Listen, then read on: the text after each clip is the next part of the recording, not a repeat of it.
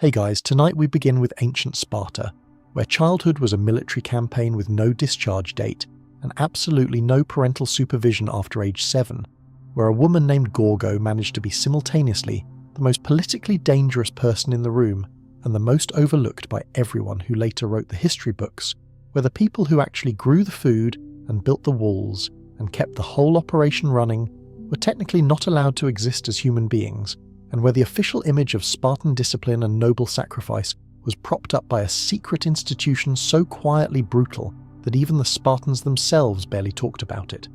So before you get comfortable, take a moment to like the video and subscribe, but only if you genuinely enjoy what I do here. And let me know in the comments where you are tuning in from and what time it is. I always like seeing where in the world people are watching from. Now dim the lights, maybe turn on a fan for that soft background hum, and let us ease into tonight's journey together. You do not remember the exact moment it happened. You were 7 years old.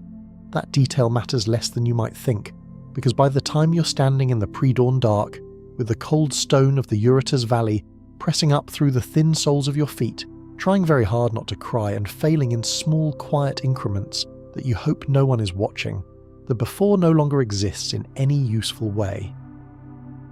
There was a life before this.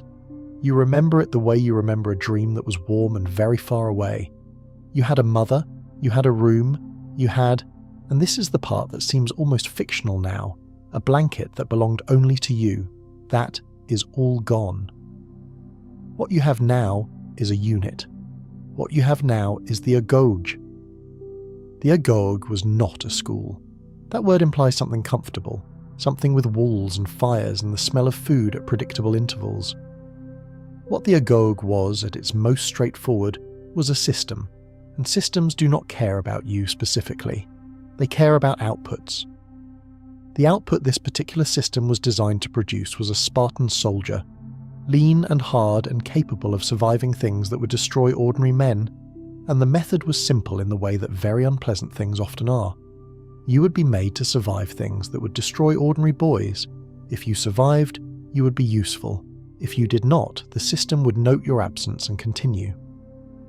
You stand in a line with the other boys your age and slightly older, and you study them the way you have already learned to study everything here, quietly, with your face arranged into something that does not reveal information. Some of them look like they have always been here. Their feet are already toughened at the soles, already accustomed to the cold stone and the rougher ground beyond the walls.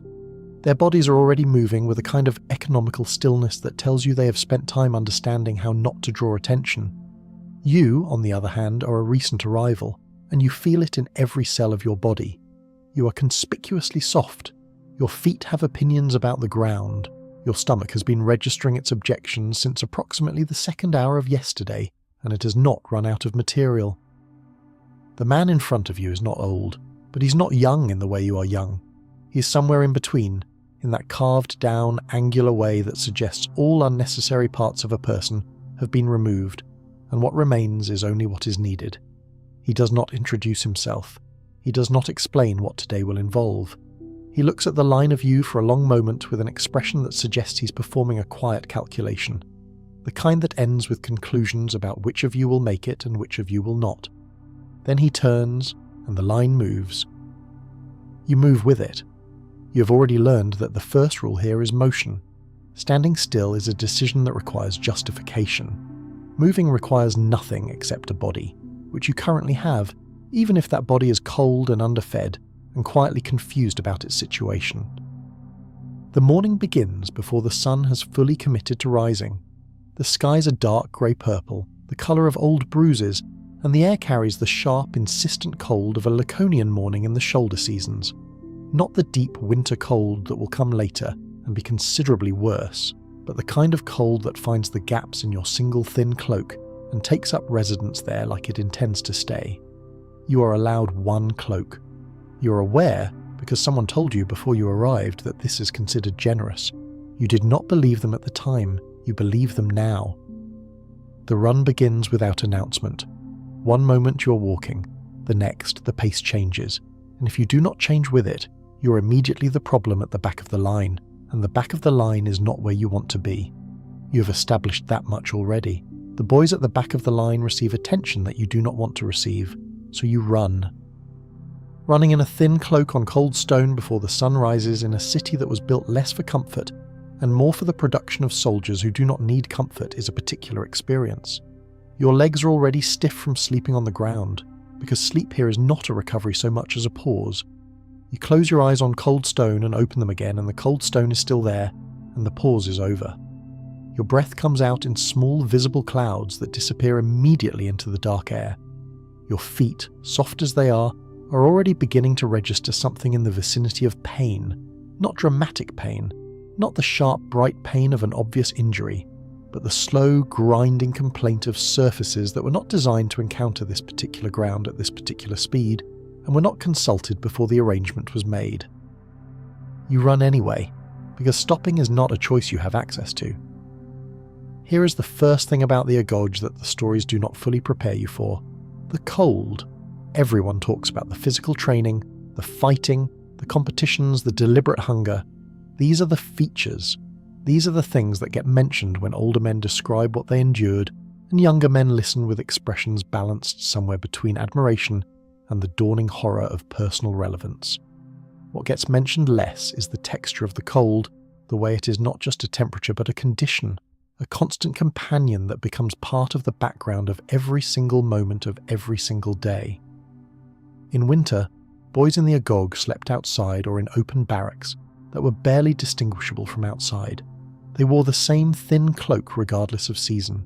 They slept on rushes they cut themselves from the banks of the Eurotas River, because rushes were the bedding material and you gathered your own, or you slept on nothing, and sleeping on nothing was, in fact, an option that existed and that certain boys encountered on their first nights when they had not yet understood the system.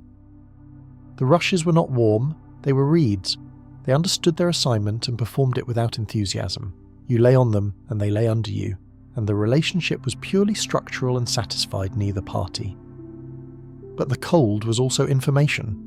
The Spartans were very deliberate people, in the way that people who have thought carefully about a goal and then arranged everything in their environment to serve that goal tend to be deliberate. The cold was not an oversight. The thin cloak was not a budget consideration.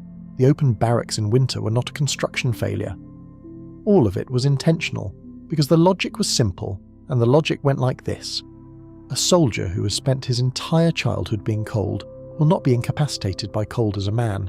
A soldier who has trained and run and fought in cold will not stop on a battlefield because it is cold. The cold was a teacher. It was not a kind teacher, but kindness was not the curriculum. You're beginning to understand this. You do not like it, but you are beginning to understand it. The run ends at a place that looks like a training ground, in the same way that the cloak looked like warmth, technically accurate, spiritually unconvincing. It is an open space of packed earth and scattered stone, and already other groups are there, other units of boys from other age cohorts, older ones and younger ones, and the sight of the older ones is both informative and mildly alarming. They are moving with a kind of ease that suggests this is simply what a body does, that running before sunrise and training on cold-packed earth is the natural condition of existence and everything else is the anomaly. They do not look uncomfortable. They look like the discomfort has been absorbed into them so completely that it is no longer visible from the outside. You're not there yet. You're visibly uncomfortable. You suspect this is apparent to everyone who looks at you, and you suspect several people are looking at you, and you suspect their assessments are not favourable. The Irenes are the older boys who run the daily units. Not the adults, not the officers of the state, but teenagers, 17 and 18 years old, boys who have survived enough of the Agoge to be trusted with supervising the younger ones, and who have been given real authority to enforce discipline in whatever way they judge appropriate. This is either a brilliantly efficient system, or a design that should give you considerable pause, and you have had about 12 hours to reflect on which it is, and have arrived at a tentative conclusion that it is both, simultaneously, without contradiction. The Irene assigned to your unit is 17, and has the specific quality of someone who was once in your exact position, and has decided to interpret that experience not as a reason to be merciful, but as a qualification to demand the same from others. He is not cruel in a theatrical way. He is precise. He notices things. He notices when you are favouring one leg over the other, when your breathing is not controlled, when you have been looking at the ground more than ahead. He does not comment on these things immediately, he files them. You are aware of this filing process and it is not comfortable. Food arrives after the first training session. This is the other thing the stories mention, the hunger, and the stories are accurate. But accuracy in this case does not fully convey the texture of the experience. You knew, coming in, that the food would be limited. You understood this as a fact, an abstract piece of information about the conditions of the place you were entering. What you did not know was what it would feel like to be actually hungry, not uncomfortable and looking for a snack hungry, but genuinely, structurally hungry in a way that occupies part of your thinking at all times, that sits in the background of everything you do like a persistent low-level noise that never fully resolves. The main food in the Agoge is black broth. You had heard of it before arriving. You had been vaguely curious about it in the way that you're curious about things that have a reputation. The reputation of black broth has preceded it by approximately 400 years and across much of the known world, and the reputation is not favourable.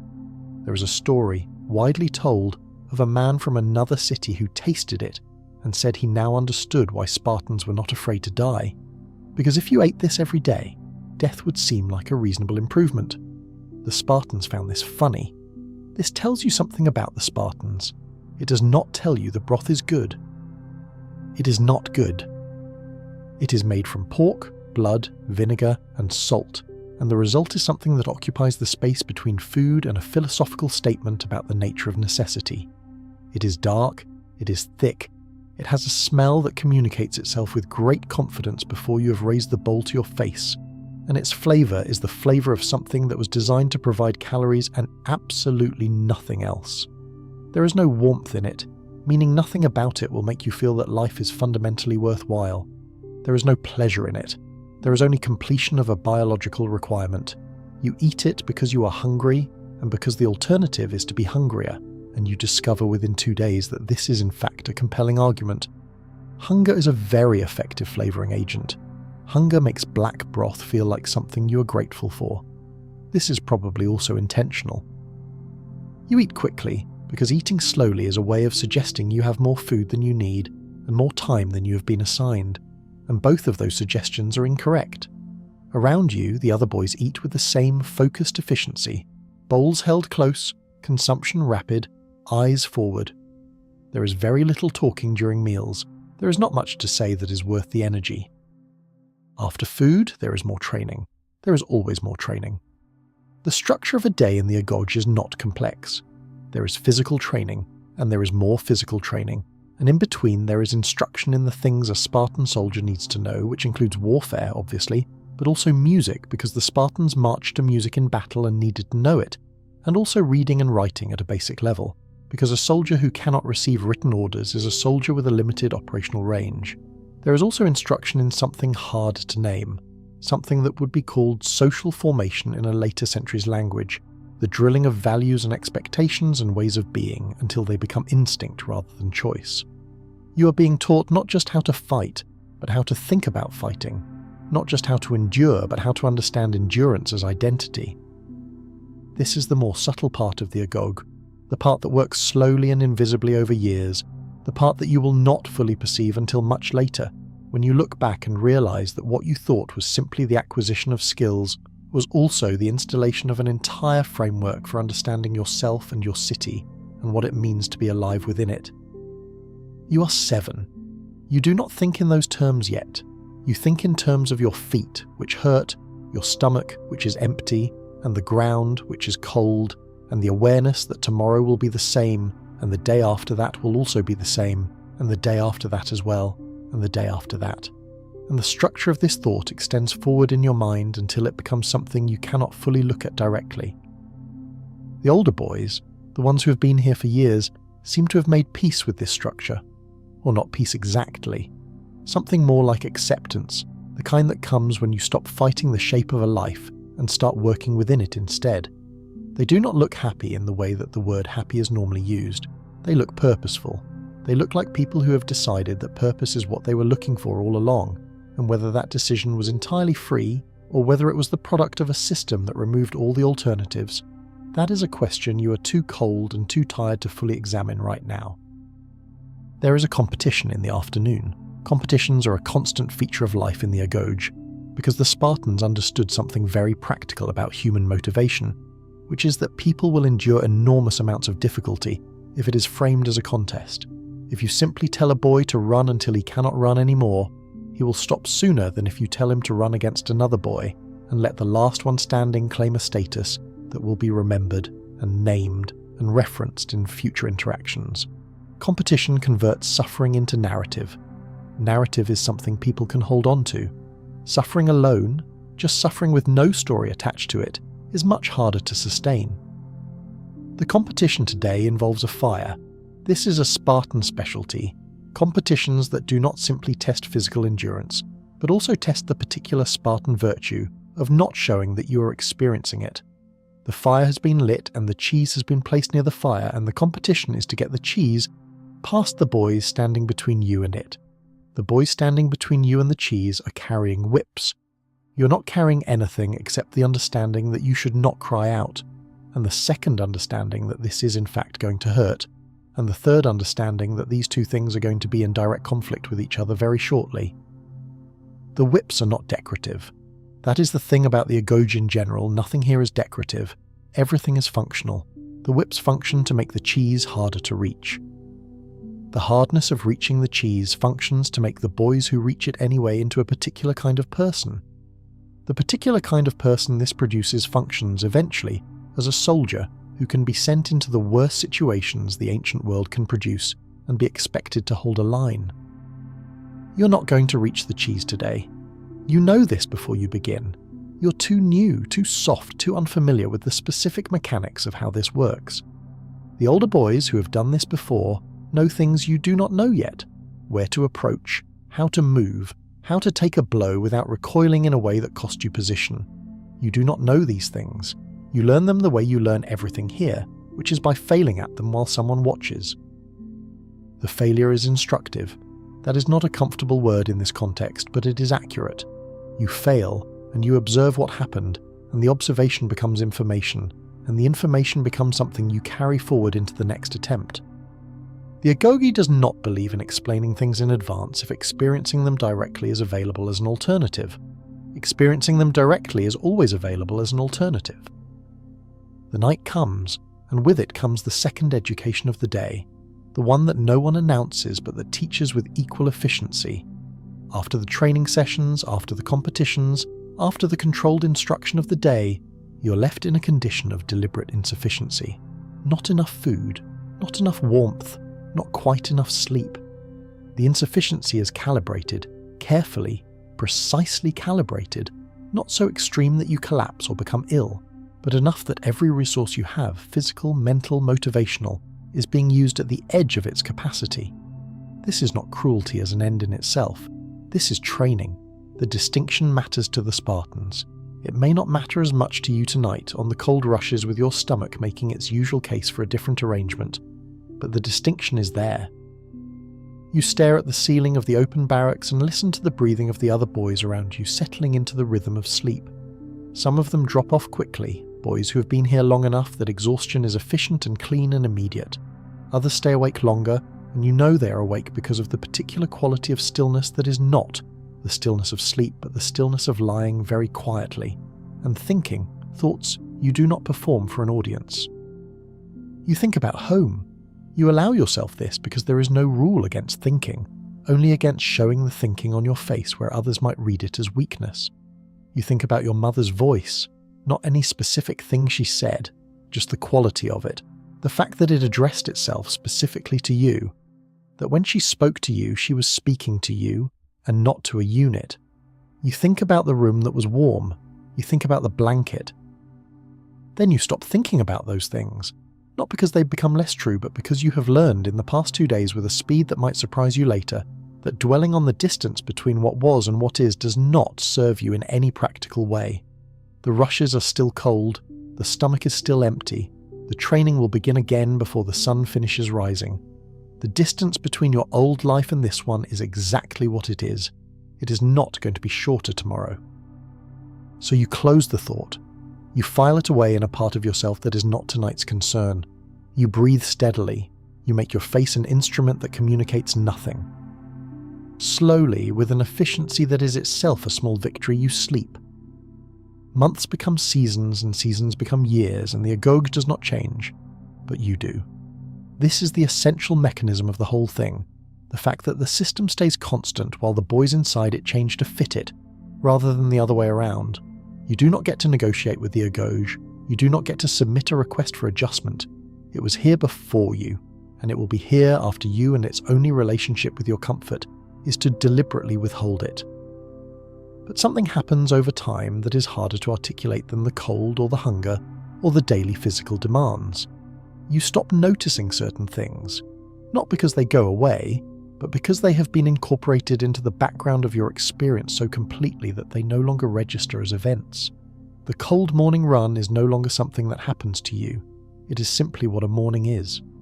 The hunger between meals is no longer an interruption of comfort. It is the texture of the day. Your feet stopped having opinions about the ground at some point, and you cannot precisely identify when, which is itself informative about how adaptation works.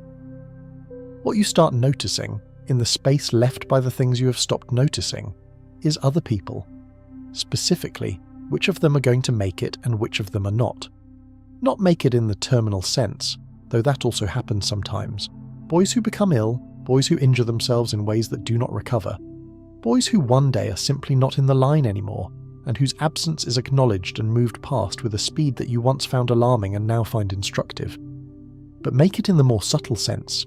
Which of them are becoming what the Agoge is trying to make them, and which of them are performing it on the surface while something inside them continues to resist? You can tell the difference now. It shows in small things. How a boy stands when he thinks no one is watching. Whether his breathing stays controlled when something unexpected happens. Whether he looks for exits or looks for solutions. The Agoge teaches you to read people partly because it teaches you to read yourself. To understand what the tells of weakness or readiness look like from the inside so that you can recognize them from the outside. The competitions become more serious as the years pass. What was, in the early years, a testing of basic endurance and threshold for pain becomes, in the later years, something that looks much more like war.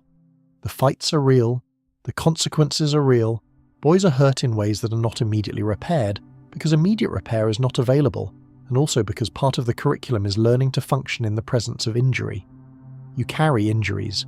You learn to carry them the way you carry the cold cloak and the hunger, as conditions of the landscape rather than exceptional interruptions of normality. There are things you are good at now that you were not good at before. Running, obviously. Endurance of the physical kind. But also something harder to name. A kind of presence. An ability to be inside a difficult moment without being entirely consumed by it. You're in the difficulty, you feel it fully, your body has opinions, and your body's correct. But there is something that stays just slightly separate from the immediate sensation. Something that continues to observe and process and make decisions while the rest of you is engaged with whatever the present moment is demanding. The Spartans did not have a word for this in the way that a later civilization might have named it as a psychological phenomenon, but they understood it as the central product of everything they were doing. They called it, in their own way, the quality of a Spartan. They were building something specific into you, and they knew exactly what it was.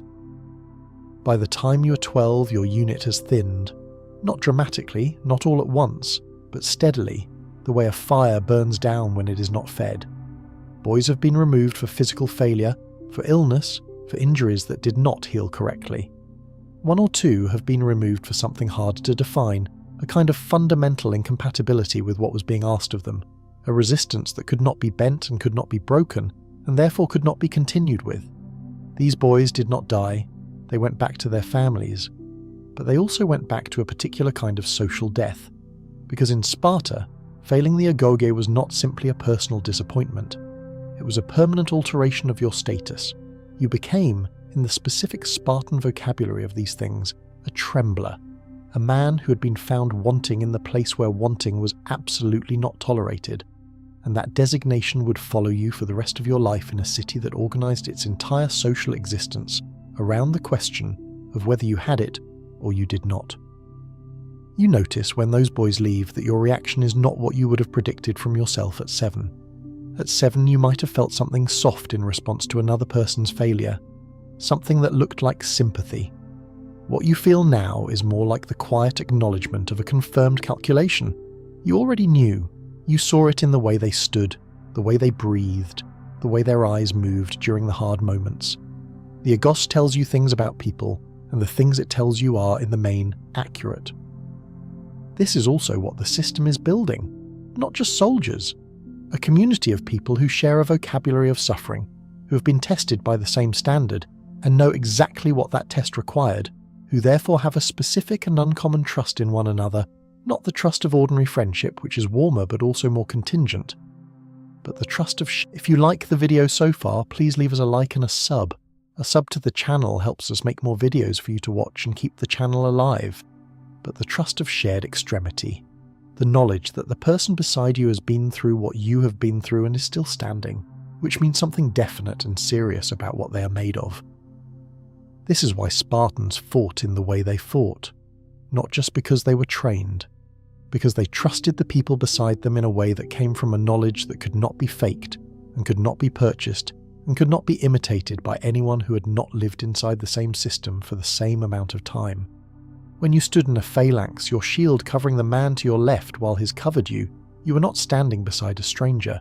You were standing beside someone who had eaten the same black broth and slept on the same cold rushes and been whipped at the same fire and had not, after all of it, decided to become a trembler. That was not a small thing. That was the whole thing.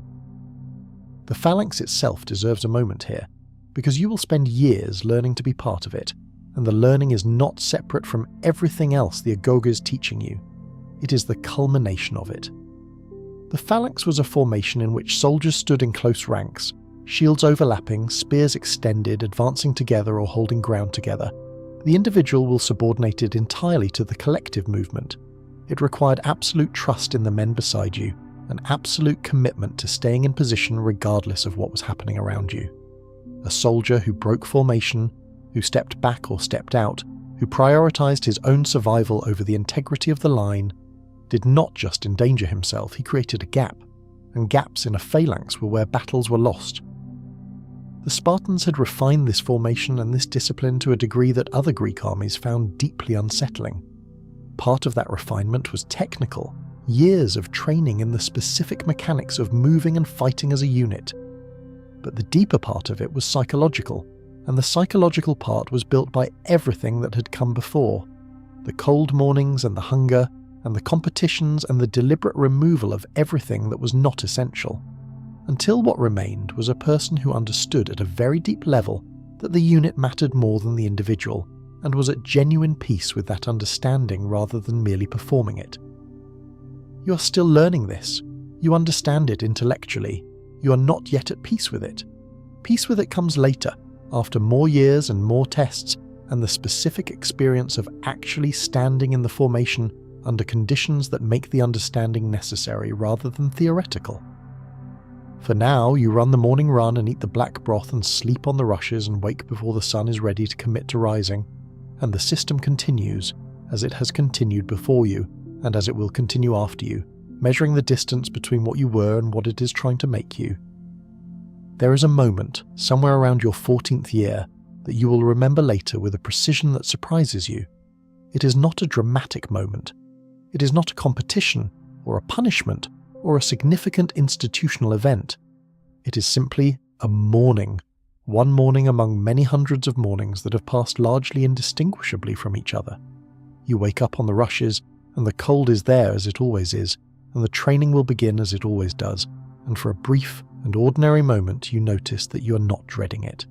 Not that you are looking forward to it.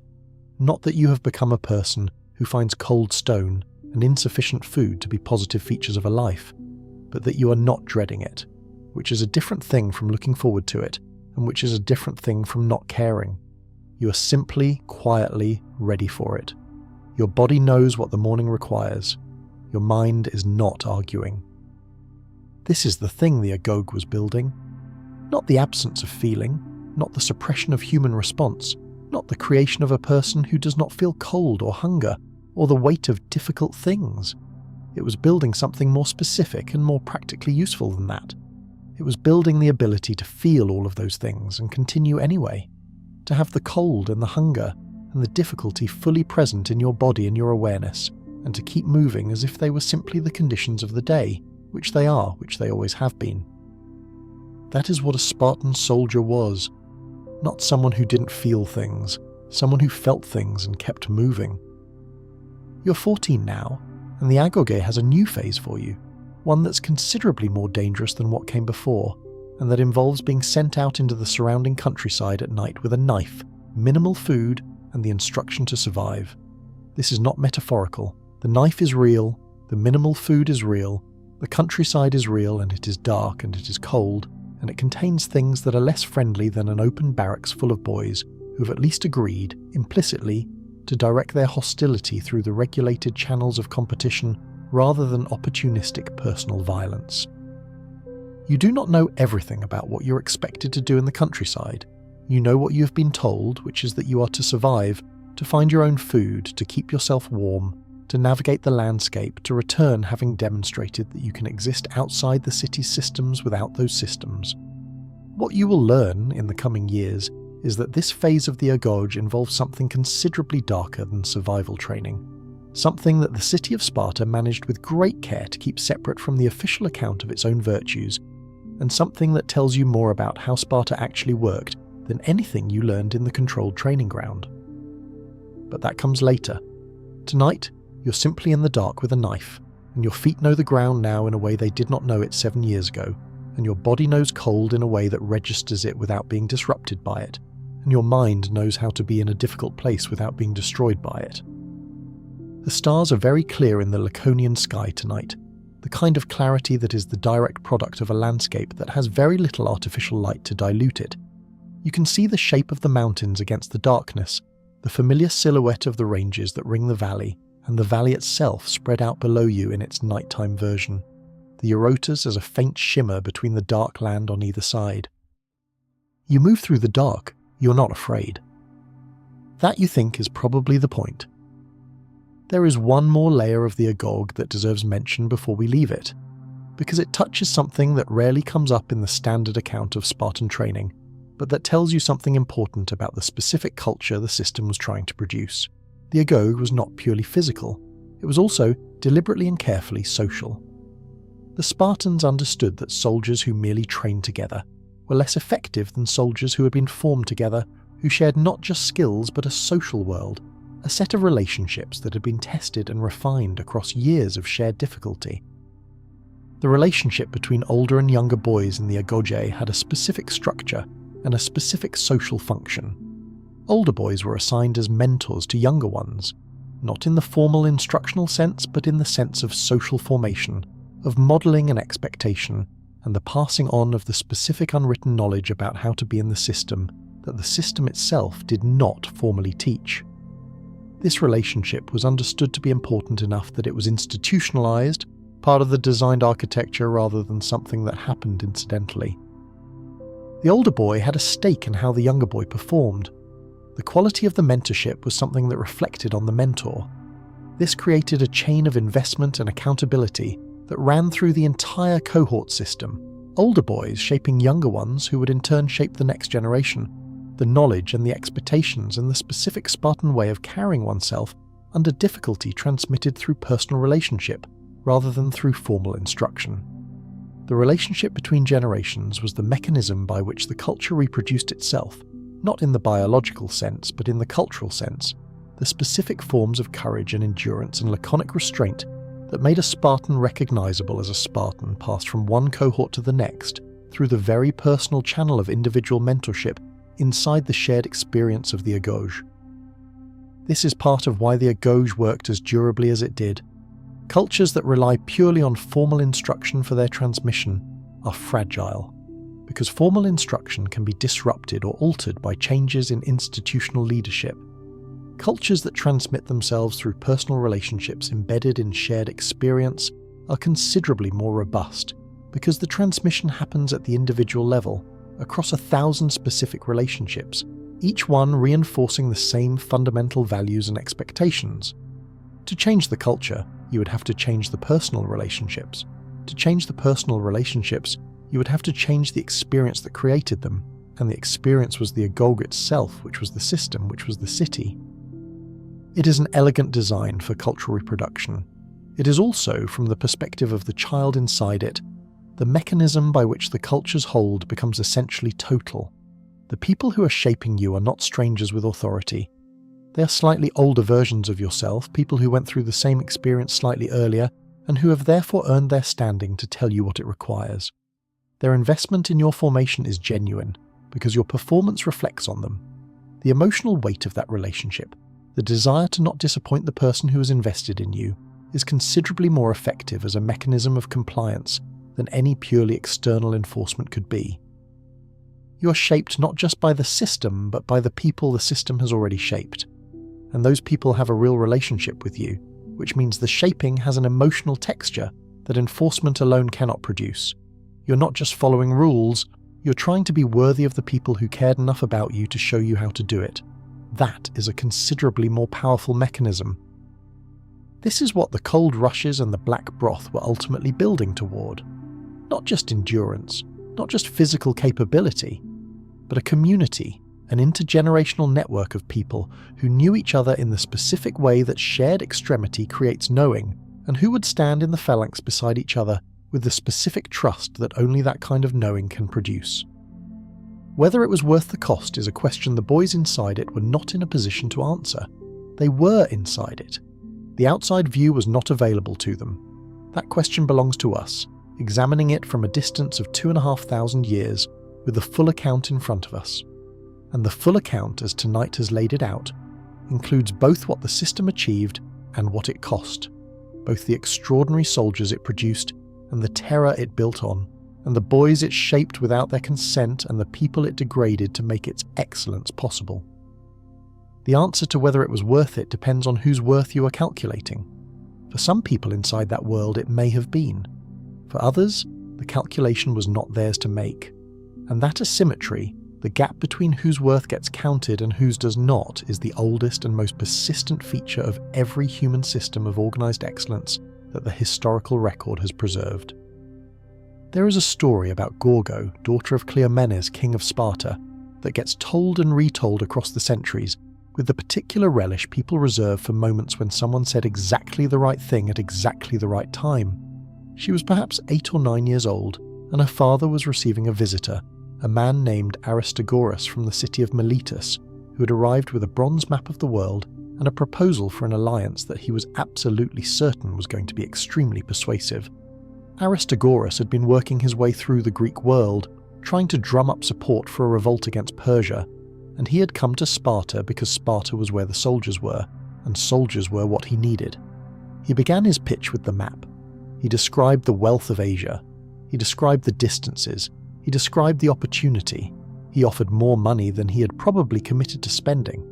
Cleomenes, who was not an uncomplicated man, asked him how far the march would be from the coast of Ionia to Persia's capital at Susa.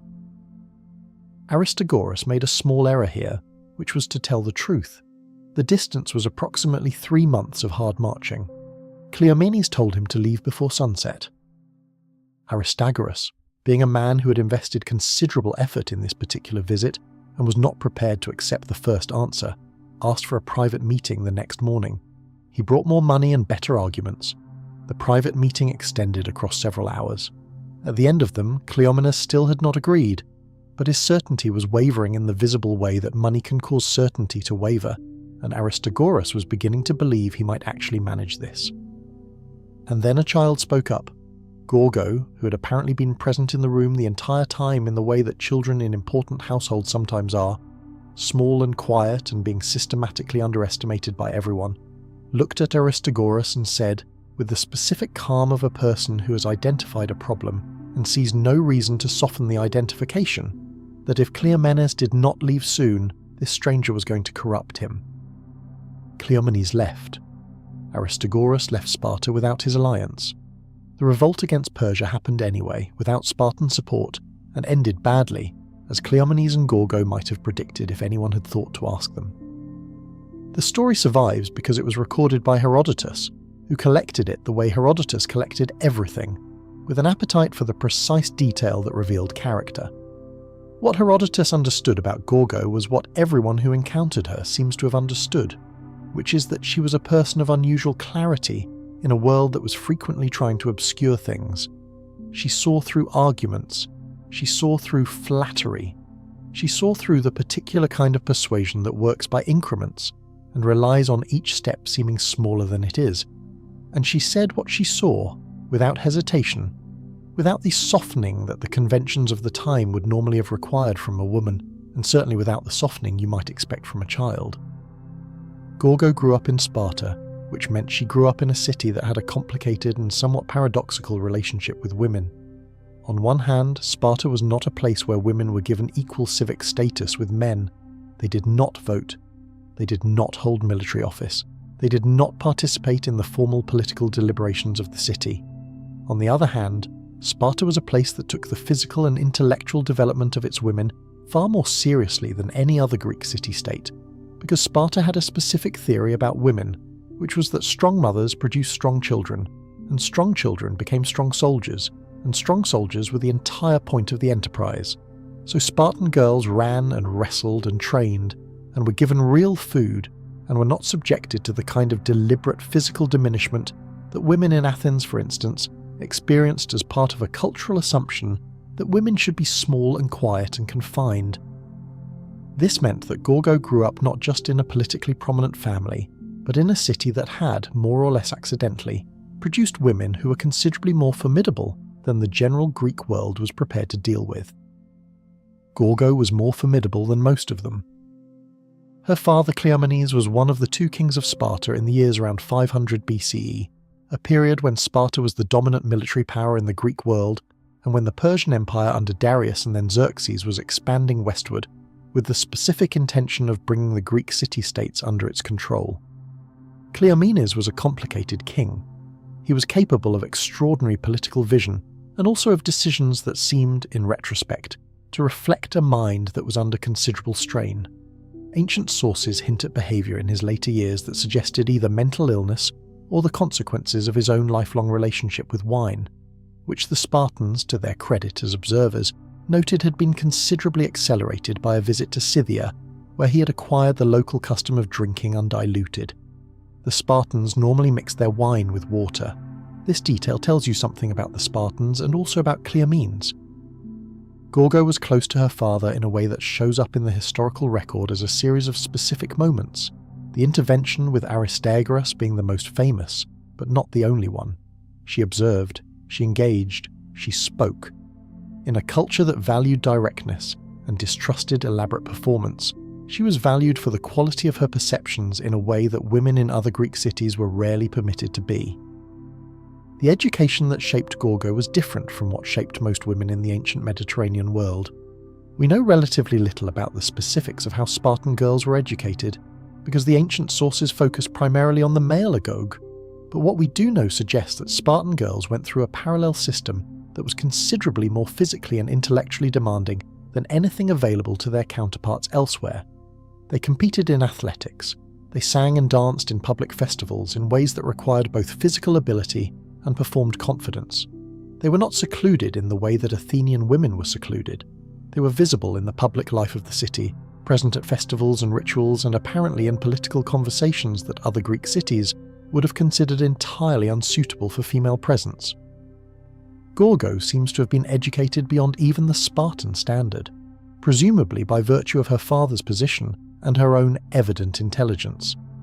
The specific analytical quickness that the Aristagoras story demonstrates, the ability to see past the performance of a persuasive argument to the mechanism inside it, suggests someone who had been taught to think about thinking, to understand how arguments work, not just at the surface but in their structural logic.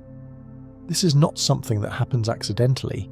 It is the product of an education that takes seriously the idea that the person being educated has a mind worth developing.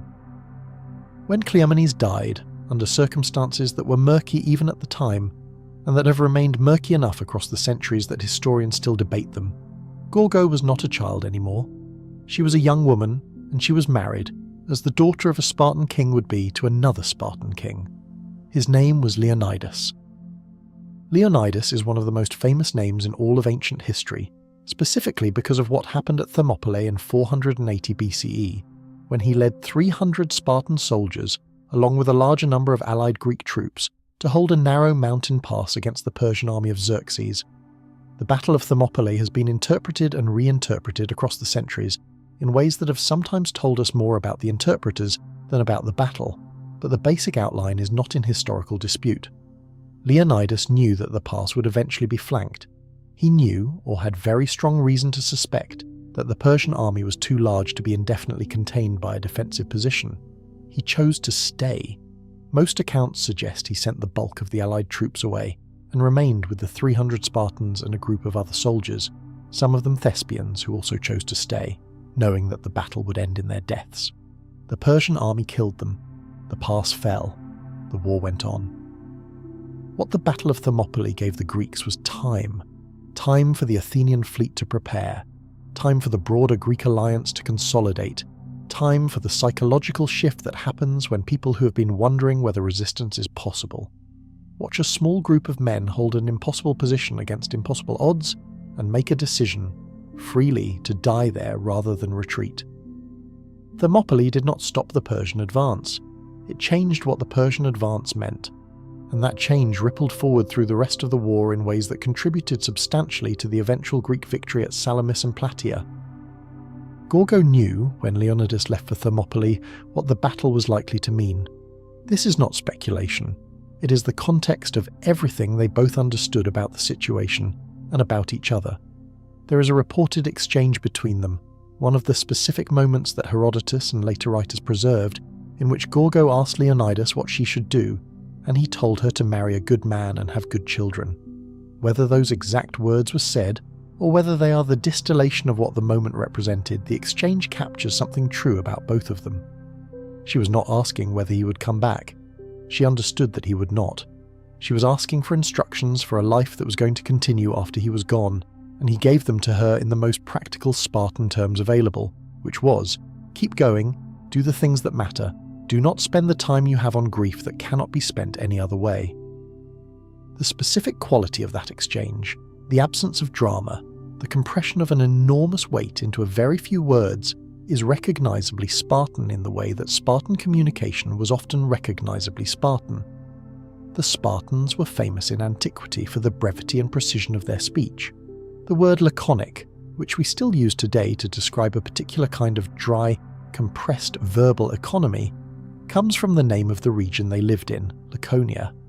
They valued saying exactly what needed to be said and nothing more, partly because ornamentation suggested insecurity, and partly because in a military context, clear and brief communication was genuinely more useful than elaborate and decorated communication. When you need to convey an instruction under conditions of pressure, the instruction that takes 4 words is better than the one that takes 40. Gorgo was trained in this economy. She used it. The instruction Leonidas gave her, the few words that told her a whole architecture of expectation about what the rest of her life was supposed to look like, is Spartan in its precision. It does not grieve. It does not reassure. It does not offer comfort that would be empty. It gives her something to do because a Spartan king's wife, like a Spartan king, was expected to understand that what you do with difficulty matters more than how you feel about it. She was widowed before she was 40. She had a son, Pleistarchus, who was young enough when Leonidas died that the regency of Sparta in the years immediately following Thermopylae involved navigating the complex politics of who would govern in the name of a king too young to govern himself. The details of Gorgo's role in this period are less well documented than her earlier appearances in the record, which is frustrating but not surprising. The ancient sources that preserved her earlier moments were interested in specific kinds of dramatic clarity: the child who saw through the persuasion, the wife who understood the sacrifice. The more administrative reality of the years following the battle was recorded with less interest in individual women.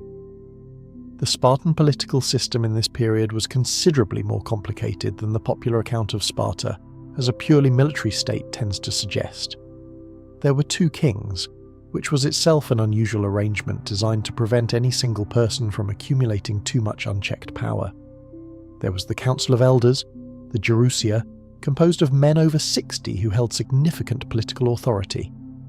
There were the Ephors, 5 magistrates elected annually, who had the remarkable power of checking even the kings, and who could bring charges against kings and call them to account in ways that few other Greek political systems provided for.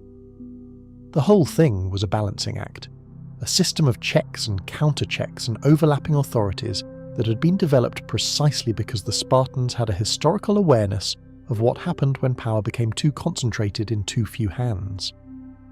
Navigating this system, especially on behalf of a child king, required someone who understood all of its moving parts and who had the specific Spartan combination of directness and strategic thinking that allowed you to say the right thing at the right moment without the kind of elaboration that made positions negotiable. We have limited. If you like the video so far, please leave us a like and a sub. A sub to the channel helps us make more videos for you to watch and keep the channel alive. We have limited documentation of how Gorgo did this, but we have the context of who she was and what she understood, and the context suggests someone who was not simply present in these events but actively shaping them. There is one more specific moment that belongs to Gorgo, one that has survived and that deserves its place in the accounting of who she was.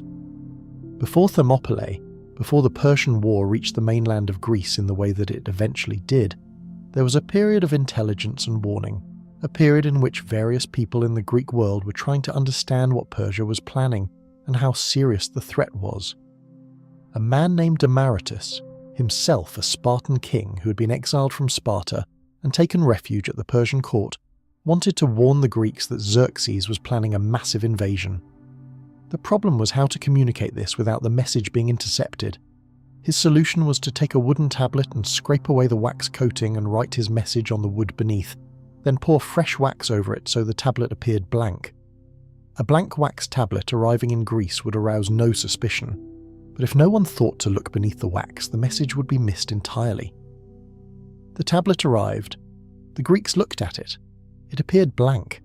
No one knew what to do with it. The story goes that it was Gorgo who thought to scrape away the wax, who reasoned that if a blank tablet had been sent from Demaratus, there was a reason it had been sent, and the reason was probably under the surface of the blankness rather than on it. She was right. The message was there. The Greeks knew Xerxes was coming. They had time to prepare. The story may be apocryphal. Ancient sources have a way of concentrating the dramatic moments of intelligence and insight in the figures they have already identified as remarkable, and Gorgo was one of those figures. Perhaps the story happened exactly as described. Perhaps it is the kind of story that gets attached to a person because the person was known to be the kind of person that story would be true of. Either way, the story is telling us something specific about how Gorgo was understood by the people who preserved her memory, which is that she was someone who looked for what was hidden, who did not accept the blank surface as the entire truth, who was willing to scrape away the wax. This is not a small quality. In a city and a culture and a historical period that were all simultaneously very good at presenting official surfaces that did not tell the whole story, the ability to scrape away the wax was a significant one. Sparta's reputation, then as now, was built on a particular surface, the surface of discipline and sacrifice and martial virtue, a surface that was real but was not the complete picture. The complete picture, as we will come to, involved considerably more complexity than the official account preferred to acknowledge. And yet there is something worth sitting with before we move on, something that gets lost when we approach Gorgo primarily as a symbol of Spartan women or as a dramatic figure in the story of the Persian Wars, which is the specific quality of being her in that specific time and place, with the specific knowledge she carried and the specific constraints she operated within. She was brilliant, by every available indication. She was raised in a political household at one of the most consequential moments in Greek history. She had the kind of access to information and conversation and power that most women of her era could not have imagined. And she used all of it in the specific ways available to her, which were not the ways available to a Spartan man and not the ways available to a woman of any other Greek city, but the particular, specific, and genuinely unusual ways available to a Spartan king's daughter and then a Spartan king's wife. There is something in the record of her life that suggests she understood this. The interventions are always precisely targeted, the right word at the right moment, the right action when the action is necessary, and then quiet, leaving no unnecessary trace. She does not appear in the record as someone who is trying to be visible.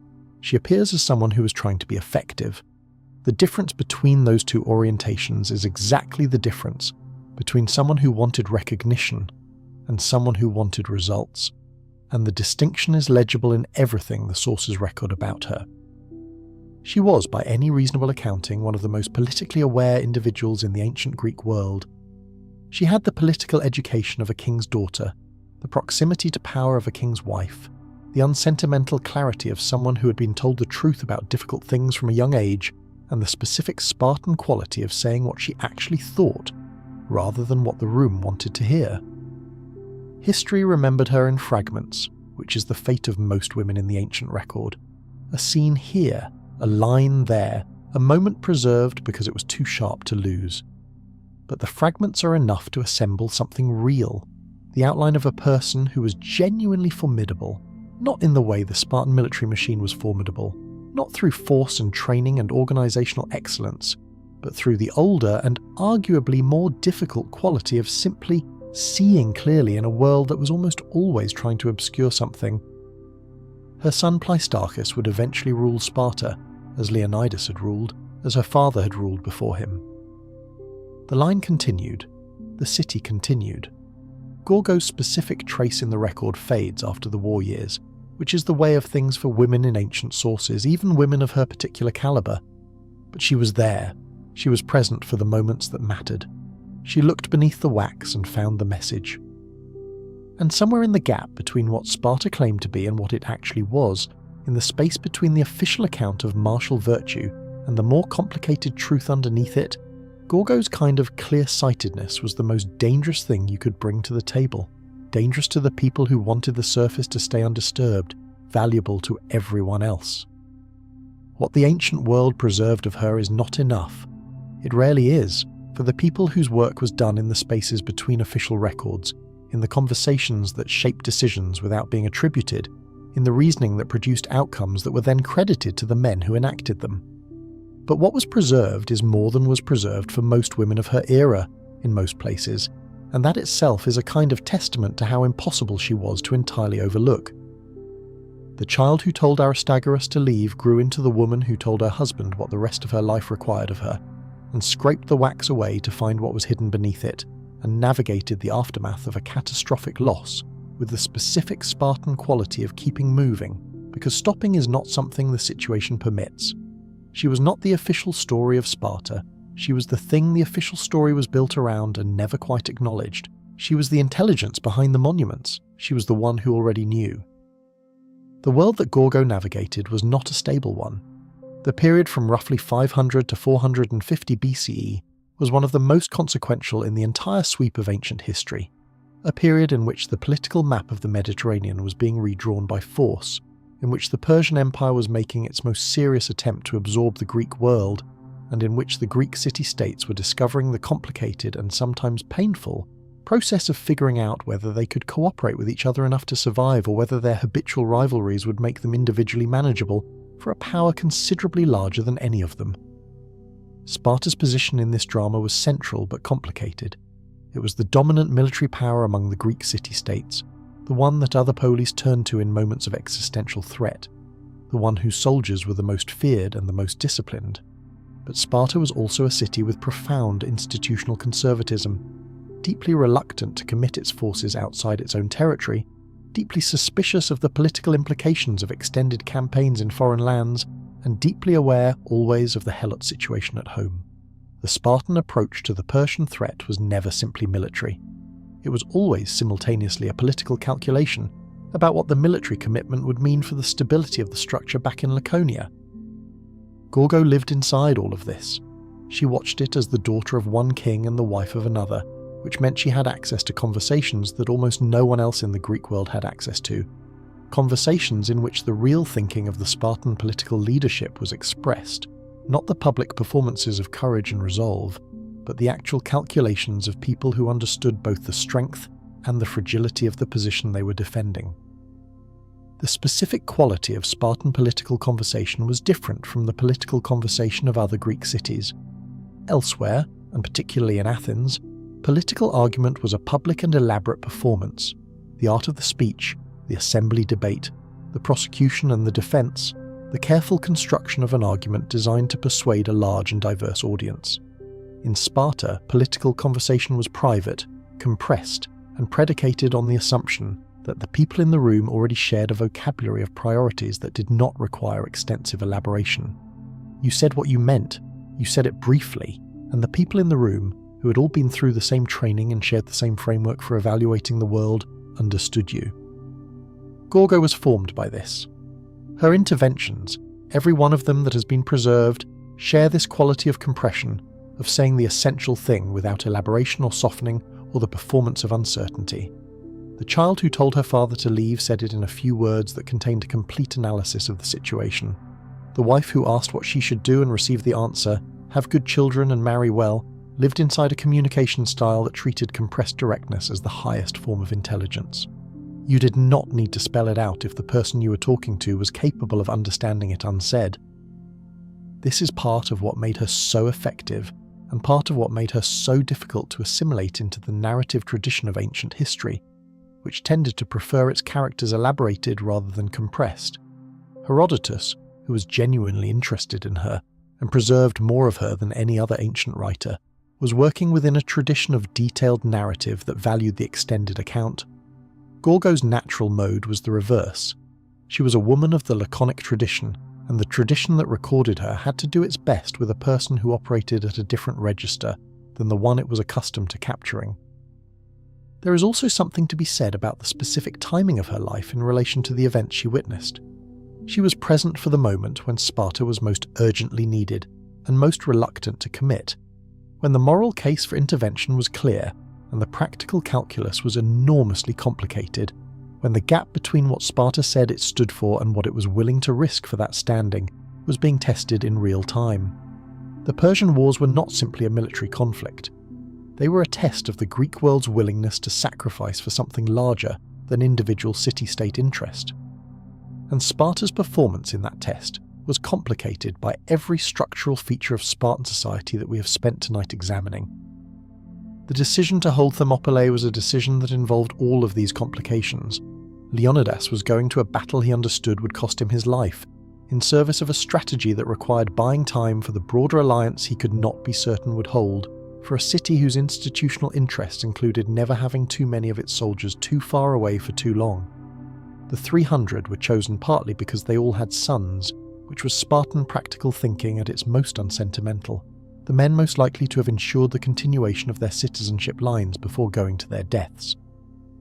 Gorgo was the person who knew all of this, who understood the full weight of it, the military, the political, the personal, the institutional, who watched Leonidas leave and gave him, or received from him, those few words that contained a whole architecture of mutual understanding. The compression of that moment, the way it said everything it needed to say in almost no words at all, is perhaps the most Spartan thing in this entire story. It was not a moment of numbness or suppression.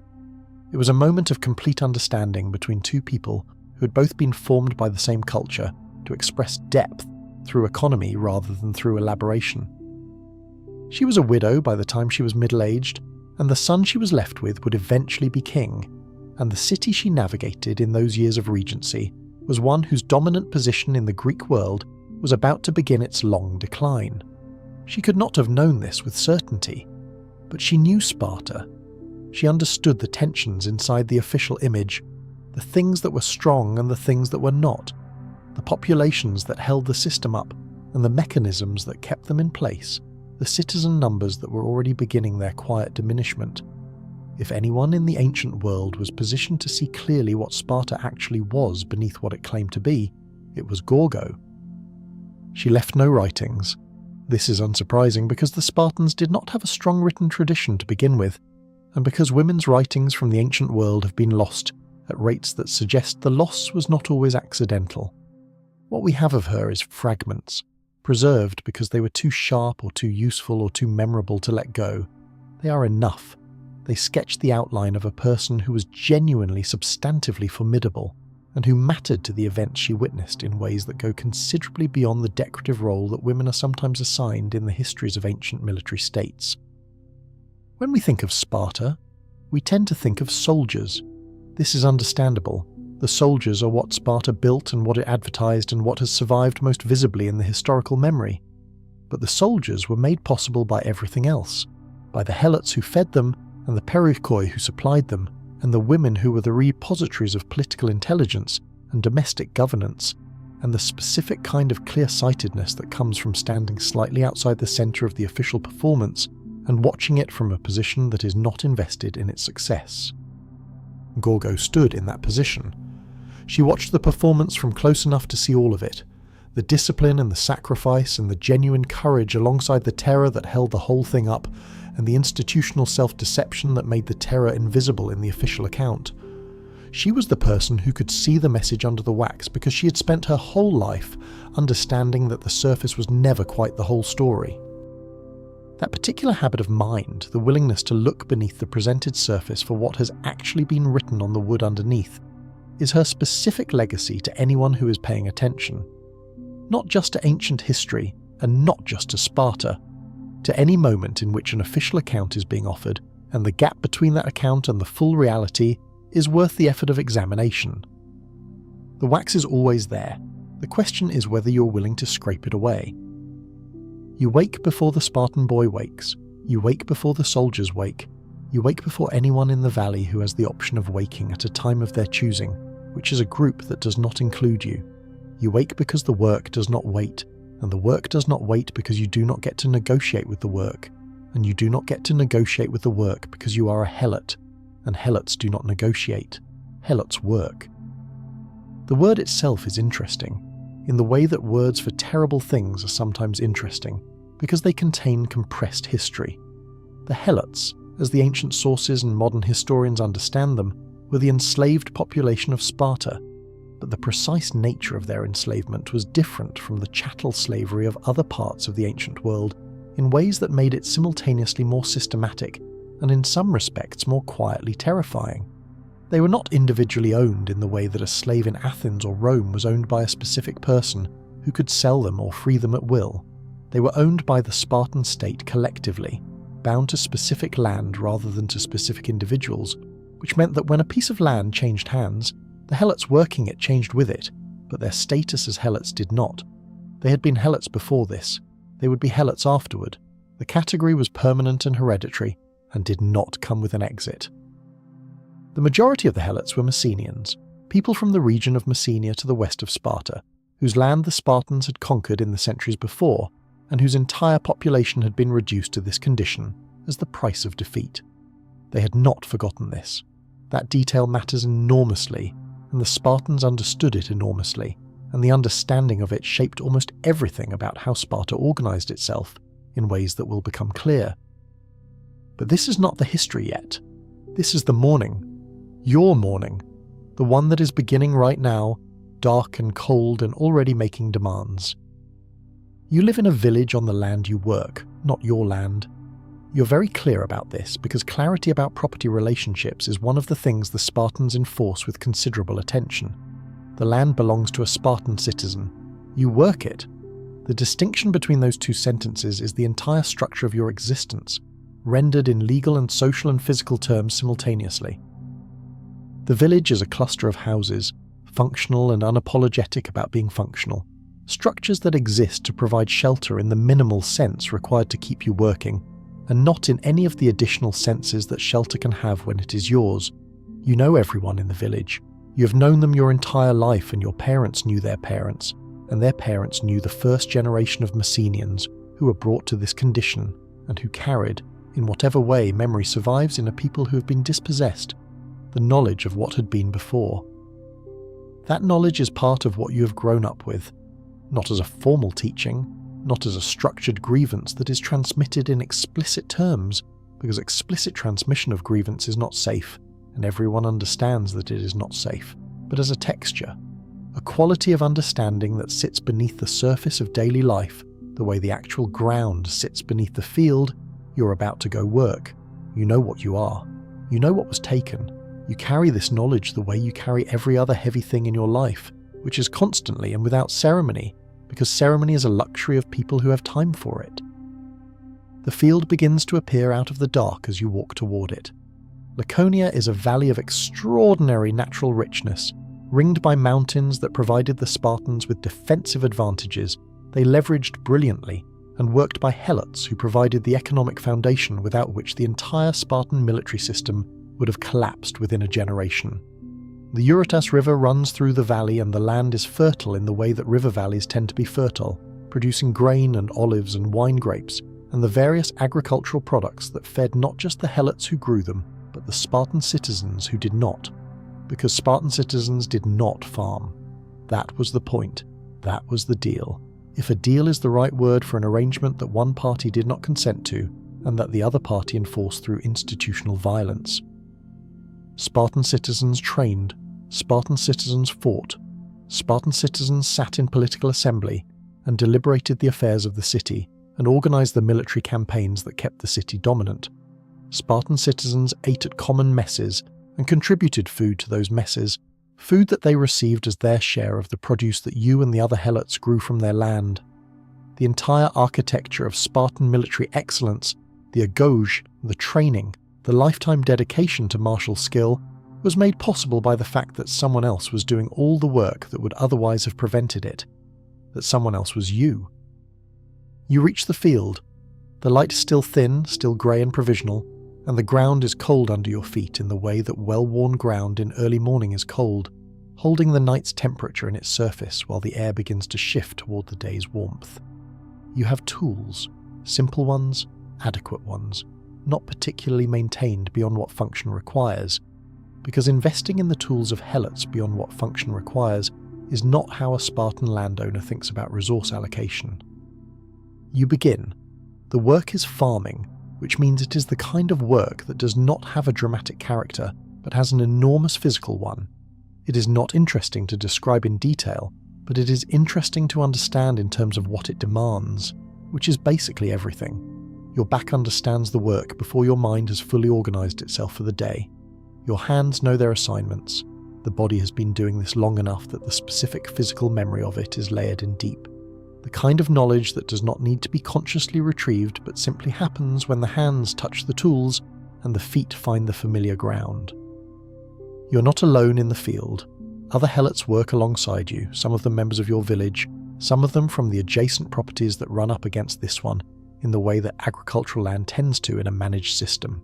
You talk, when you talk, in the low registers of people who have learned to keep their conversations from carrying further than they intend. This is not paranoia. This is accurate risk assessment, based on the specific reality of your situation, which includes a feature of Spartan social organisation that makes your existence considerably more uncertain than the cold and the work and the hunger would manage on their own. The Spartans declared war on the helots. This is a real thing that happened, and it is one of the stranger facts of the ancient world, strange enough that it sounds like an abstraction or a legal formality rather than a lived reality, but it was a lived reality and you live inside it. At the beginning of each year, the ephors, the magistrates of Sparta, formally declared a state of war between Sparta and its helot population. The declaration was not metaphorical. It had specific practical consequences, most importantly that killing a helot was not a legal transgression under Spartan law. Under normal Greek law, killing someone was a serious matter with serious consequences. Under the specific legal framework that the Spartans had constructed to manage their helot population, the formal declaration of annual war meant that the act was understood as a wartime action rather than a crime. This is the thing about Sparta that is very easy to miss when you are looking at the training and the phalanx and the 300 at Thermopylae. The entire military system was built, at its foundation, on a structure of systemic terror directed at the people who made it economically possible. The Spartans were outnumbered by their helot population by ratios that ancient sources suggest were somewhere between 5-1 and 7-1, possibly more. They knew this. They counted it. The knowledge of it was baked into every institutional decision they made. The reason Spartan men never left Sparta to fight in foreign campaigns without considerable debate and reluctance was not primarily strategic, it was demographic. Spartan men could not be away from Laconia for too long, because if they were, the helots might organise, and if the helots organised with the Spartans absent, the arithmetic was not favourable. You know all of this, not necessarily in the organised analytical form that a later historian might use to describe it. but in the body knowledge form that comes from living inside a system and feeling its pressure from the inside. You know that you are watched. You know that the watching is not random but structured, that there are systems in place for managing the risk that the Spartans understood you to represent by your sheer existence in these numbers. You know that there are young Spartan men who move through the countryside at night, and that their movements are not purely agricultural, and that the people who have disappeared in the past have not all disappeared because of accident or illness. You keep your head down. This is not a metaphor and it is not a performance. It is a specific physical practice, a way of moving through the world that communicates submission and non-threat and no particular opinion about your own situation, because having a visible opinion about your own situation is dangerous in the specific way that visible opinions are dangerous when the people observing you have both the authority and the legal cover to act on their assessment of those opinions. If you like the video so far, please leave us a like and a sub. A sub to the channel helps us make more videos for you to watch and keep the channel alive. There are things you do not do. You do not own a weapon, because Helots owning weapons is not permitted, and is also a signal that the watching people would not interpret favourably. You do not move between properties without permission, because freedom of movement is one of the things that has been carefully withdrawn from you. You do not gather in large groups in ways that look organised rather than incidental, because organised gatherings of Helots are exactly the thing that keeps Spartan military strategists awake at night. You have absorbed all of these restrictions so thoroughly that they have become part of the texture of how you exist, not things you think about consciously, but things your body knows, the way your body knows how to walk without thinking about walking. The ancient sources mention another deliberate humiliation that the Spartans imposed on the Helots, one that sits alongside the legal and the violent in the Spartan toolkit of control. Helots were required to wear distinctive clothing, a specific kind of cap and a specific kind of coat that marked their status visibly to anyone who saw them in public. They could be beaten if they were found too fat, on the theory that a Helot who was not hungry enough to be at his full agricultural capacity was a Helot being fed too well. And at certain ritual occasions, Helots were made to drink undiluted wine and behave in ways that their Spartan observers could point to as evidence of the natural degradation of an inferior class, a performance of the very characteristics that the Spartans used to justify the system. This is a mechanism of social control that has appeared in various forms across the full history of oppressive institutions, the engineering of behaviours that confirm the ideology that enables the oppression. Make someone perform degradation, and then point to the performance as proof of degradation. The circularity of it was invisible to those who had a stake in not seeing it. You are aware of how you are perceived. You have grown up understanding the gap between what you are and what the official story of the city you live inside says you are. The official story says the Helots are suited for their condition, that this is the natural arrangement of things, that the labour you perform is the labour you are made for, and that the Spartan system is an expression of cosmic order rather than of historical conquest. You do not believe this. No one in your village believes this. The stories told in the evenings make clear what everyone already knows, which is that this is the outcome of a specific political and military event rather than the expression of a natural hierarchy. The Messenians were people who lived differently before the Spartan conquest. Their descendants remember this. You are one of those descendants. The middle part of the day is the hardest, not because the work is more intense than in the morning or the evening, but because the heat of the Laconian afternoon is considerable, and because by midday, the body has been working long enough that its initial reserves have been used, and what remains is the kind of energy that requires more effort to access and returns less than the morning's effort did. You know this pattern intimately. You have worked it into your daily management, doing the heaviest physical work in the earlier hours and saving the more routine or less demanding tasks for the afternoon. Not because anyone told you to organise it this way, but because your body has trained itself over years to maximise output across the full arc of the day. This is another thing the system does not acknowledge about you, the intelligence of your labour, the specific knowledge you carry about soil conditions and planting times and water management, and the particular needs of the particular crops on this particular piece of land in this particular season. This knowledge is not simple. It is the product of observation and experience, and the accumulated expertise of people who have worked this ground for generations, transmitted through practical training and daily example, rather than written down anywhere. because writing things down was not available to you in the same way that it was available to the Spartan citizen, who nominally owned this land, and who certainly did not know the soil the way you know the soil. But the knowledge was yours, the expertise was yours, the practical intelligence that made the agricultural system function was yours, and the Spartan system depended on it entirely, and the Spartan system simultaneously denied that it existed, because acknowledging it would have required acknowledging the intelligence of the people it had degraded, and that acknowledgement would have been inconvenient for the ideology. There are helots who work in the city itself rather than in the fields, house helots, serving within Spartan households, managing the domestic work that Spartan women did not do themselves, and that Spartan men were too busy training to be concerned with.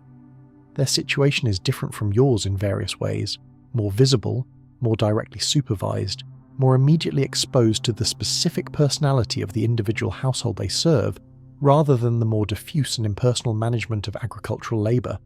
Some of them develop what appear to be relationships with the families they serve, the complicated and not entirely voluntary attachments that form between people who live in close quarters over long periods of time even when the power differential between them is enormous. These relationships are not freedom, they are not equality, but they are real human connections, which means they are real complications in the clean logic of the official system, complications that the official system preferred not to examine too carefully. Helots also served in the Spartan military, in supporting roles. They accompanied Spartan armies as attendants, carrying equipment, managing logistics, performing the supply functions that kept armies functioning. At Thermopylae, there were helots present serving the 300 Spartans who held the pass. Their names are not in the accounts, their presence is noted only as part of the support infrastructure. The Spartan soldier is the subject, the helot is the context. This is the texture of your situation rendered into the military sphere. You are present at the most important events. You are necessary to those events. You are not in the record of those events because the record is being written by people for whom you are a tool rather than a person, and tools do not get entries. Midday brings a pause that is not quite rest. You sit with the other workers and eat what you have brought, bread and olives and whatever else the morning produced, and the conversation is low and specific and never quite relaxed, because relaxed is not a condition that is fully available to you. There is always, at some level, the awareness of the thing that cannot be said in the wrong place to the wrong person, the awareness that the watching is present even when no watcher is visible. But there is... The afternoon continues the work. The body is no longer offering opinions about the cold, because the cold has been replaced by the heat of exertion, and the exertion is constant enough that the heat is a constant feature of the afternoon rather than a condition that your body is reacting to. You sweat. Your shoulders ache with the specific insistence of muscles that have been doing the same thing for enough hours that they are beginning to communicate their position more clearly. You note this and continue, because noting and continuing is what the situation requires. There are moments, in the work, where something opens up that is harder to name than the physical experience. Working the same ground for years, knowing its specific variations, the places where the soil is heavier or lighter, the places where water pools after rain, the places where something grows more readily, and the places where it struggles, produces a kind of intimacy with the land that does not require ownership to be real. You know this land. You know it in your hands and your feet and in the accumulated knowledge of every season you have spent working it. In a different world, this would be something valued. In this world, it is one of the quiet ironies of your situation. You know the land more intimately than the man who legally owns it, and that knowledge belongs entirely to you and cannot be taken from you even though everything else legally can. But there are also things you do, in the village, in the evenings, in the specific private space that the Spartans cannot fully surveil, because surveilling everything completely is beyond any state's actual operational capacity. Even when the intent is there, you are a person.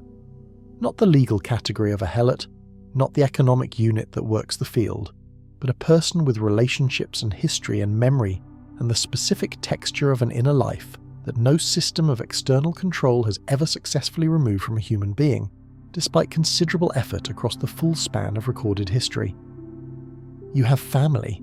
This is perhaps the most important and most complicated feature of your situation. Helots were not systematically separated from their families in the way that some other slave systems operated. You lived in the village with your family around you. You had parents, if they were still living. You had children, if you had them. You had the immediate human connections that make existence feel like something other than a purely functional arrangement.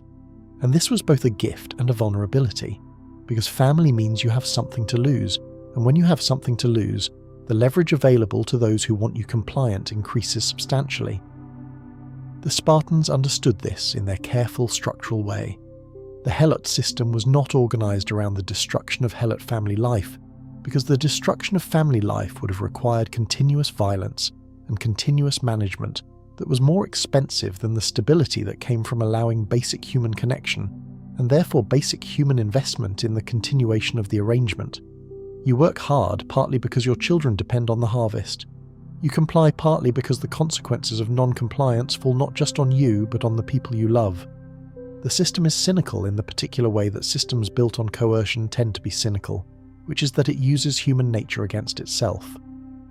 Evening comes and the light goes golden and then fades, and the work ends in the way that farm work ends, not with completion but with the arrival of darkness that makes continuation impractical. You return to the village. Your body is reporting its findings, which are detailed and not complimentary, but the body knows how to pace this reporting, and you have been in relationship with your body long enough to understand that tonight's complaints will have largely resolved themselves by morning, because they always do. This is also something the body knows how to do. The evening meal is the best part of the day, not because of what it is, which is simple and sufficient rather than elaborate or indulgent, but because of what it is not. It is not work. It is the specific relief of having done the thing and being, for this brief window, on the other side of the having done it. You sit with the people you have known your whole life, and the conversation moves in the way conversation moves when people are tired, but not so tired that they do not want to speak, which is a very human kind of tiredness, comfortable rather than desperate. You carry those stories. They sit in you alongside the ache of the work and the cold of the morning, and the constant background awareness of the watching. They do not make the watching less real, or the cold less cold, or the work less hard. But they insist, in the particular way that stories insist, on a version of you that the official arrangement of your society does not recognise and was never designed to see. Twice in recorded history, the Helots of Messenia rose in rebellion against Sparta. The first, in the 7th century BCE, was serious enough that the Spartans nearly lost control of their entire territory, and the crisis contributed to the reorganisation of Spartan society along the specifically military lines that produced the city that would later be famous. The Messenians fought. The fighting was substantial and extended. The Spartans eventually prevailed, but the near miss was close enough to restructure the entire orientation of the state. The second, in the 5th century BCE, following a devastating earthquake that killed large numbers of Spartans and immediately altered the population balance in ways that the Messenians recognised as an opportunity, was also a serious uprising that lasted for years and required considerable military effort to suppress. The Athenians sent soldiers to help. The Spartans, in a moment of discomfort about having Athenian soldiers present in their territory while the rebellion was ongoing, sent them back. The diplomatic insult of this contributed to the breakdown in relations between Sparta and Athens that eventually led to the Peloponnesian War, which reshaped the entire Greek world and contributed substantially to the eventual decline of Spartan power. Both of these rebellions were defeated, the power structure was restored, the Helots continued to be Helots, and the Spartans continued to be Spartans, and the land continued to be worked, and the harvest continued to be transferred, and the common messes continued to be funded, and the boys continued to train in the Agoge on the surplus that the Helot economy made possible. But the rebellions also happened, and the knowledge that they happened, that twice in documented history the people in your position organised and fought and came close enough to succeeding that the outcome was genuinely uncertain, sits alongside the stories in the evening and the ache in the shoulders and the careful way you hold your body in public and the laughter that persists anyway. There is something else worth noting about the evenings, something the historical record almost entirely misses: music.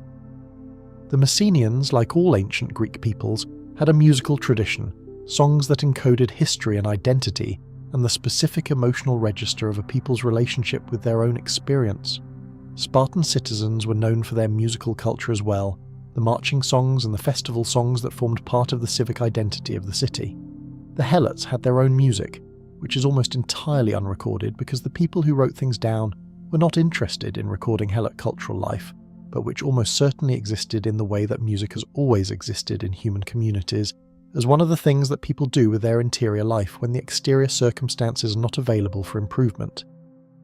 You sang, or your parents sang, or the people in your village sang in the evenings when the work was done. The songs are gone now. The specific melodies and words that encoded the Messenian experience of this particular history are lost in the way that oral traditions can be lost when the communities that carry them are dispersed or destroyed or transformed by enough time. But the singing happened. The interiority happened. The human experience of being more than your function happened. Every evening, in every village, in the quiet hours after the fire was lit and before the watching world required you to perform your category again. You wake before the Spartan boy wakes. You do the work that makes his training possible. You carry the weight that his freedom from carrying weight depends on. You are not in the records. Your name is almost certainly not preserved in any document that survived the following 2,500 years. The land does not remember you by name. But the land remembers the work. The valley is fertile because the work was done. The crops grew because someone made them grow. The soldiers trained because someone else's labour freed them to train. The phalanx held because the agricultural system beneath it held. And the agricultural system beneath it held because the Helots went to the field every morning in the dark and worked until the light failed. You were the foundation. The foundation does not usually get the monument, but the building falls without it, and the Spartans, with their unsentimental clarity about practical realities, knew this better than anyone. Their entire society was an acknowledgement, in action if not in rhetoric, of what you were to them. That was not dignity, but it was a kind of power, the power of being necessary, of being the weight-bearing element in a structure that could not survive your absence. The Spartans feared the Helots. They institutionalized that fear.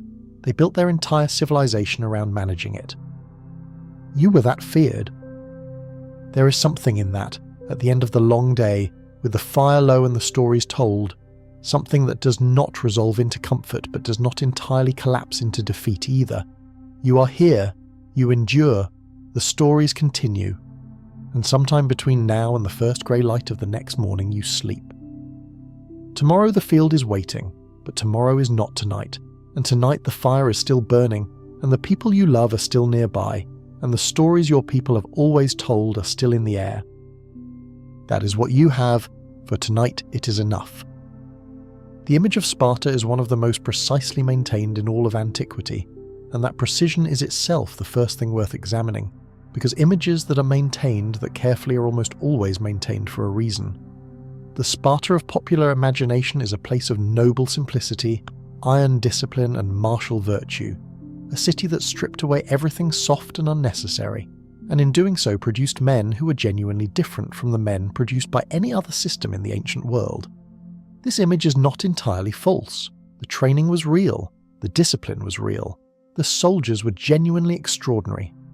At their best in the battles that defined their reputation, they did things that were by any objective measure remarkable. But the image was also a product.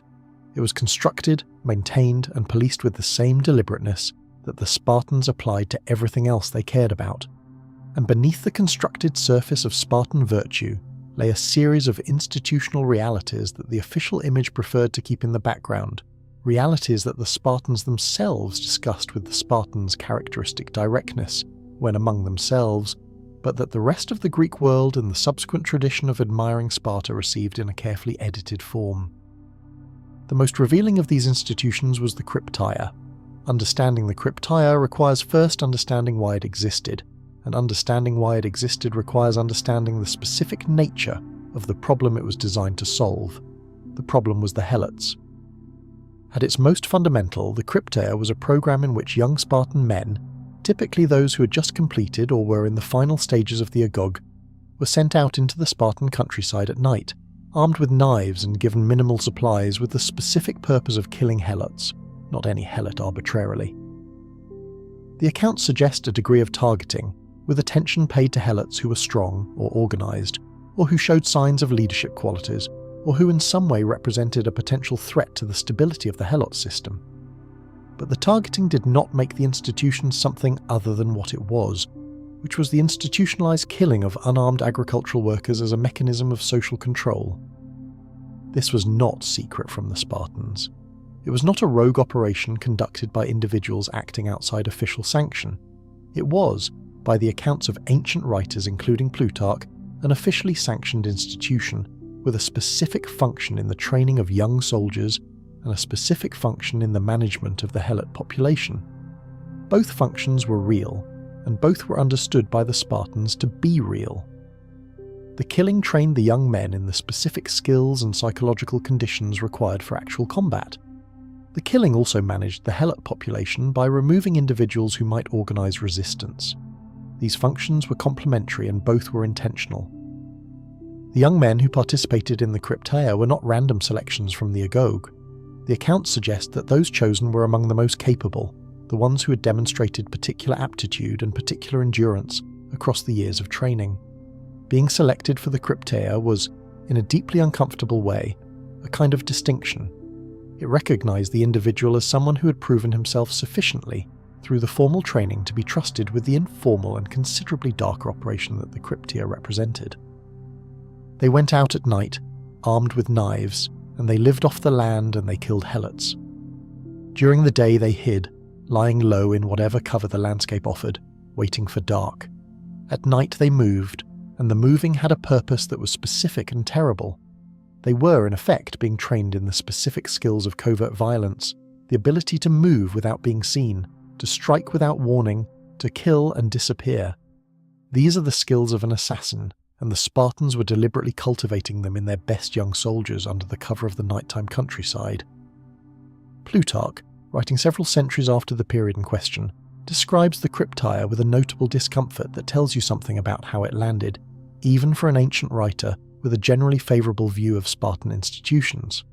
He notes that the practice was considered so contrary to the usual Greek view of just behaviour that some authorities attributed it to Lycurgus, the legendary founder of the Spartan constitution, as a way of explaining how it had become part of the system, rather than treating it as something the Spartans had simply decided to do. The attribution to Lycurgus was a way of providing the practice with legitimizing antiquity, the argument being that if the founder ordained it, it belonged to the original wisdom of the constitution, rather than to a more recent and less comfortable decision. Whether Lycurgus was real, which is itself a matter that historians have debated extensively, and whether the attribution to him of any specific practice is historically accurate, are both questions that cannot be resolved with the evidence available. What can be said is that the Crypteia was real, that it was official, and that its official character was an open feature of Spartan life, that the Spartans understood, and that other Greeks understood when they chose to. The fact that it was not more prominently featured in the Greek tradition's generally admiring account of Sparta tells you something about the tradition rather than about the practice.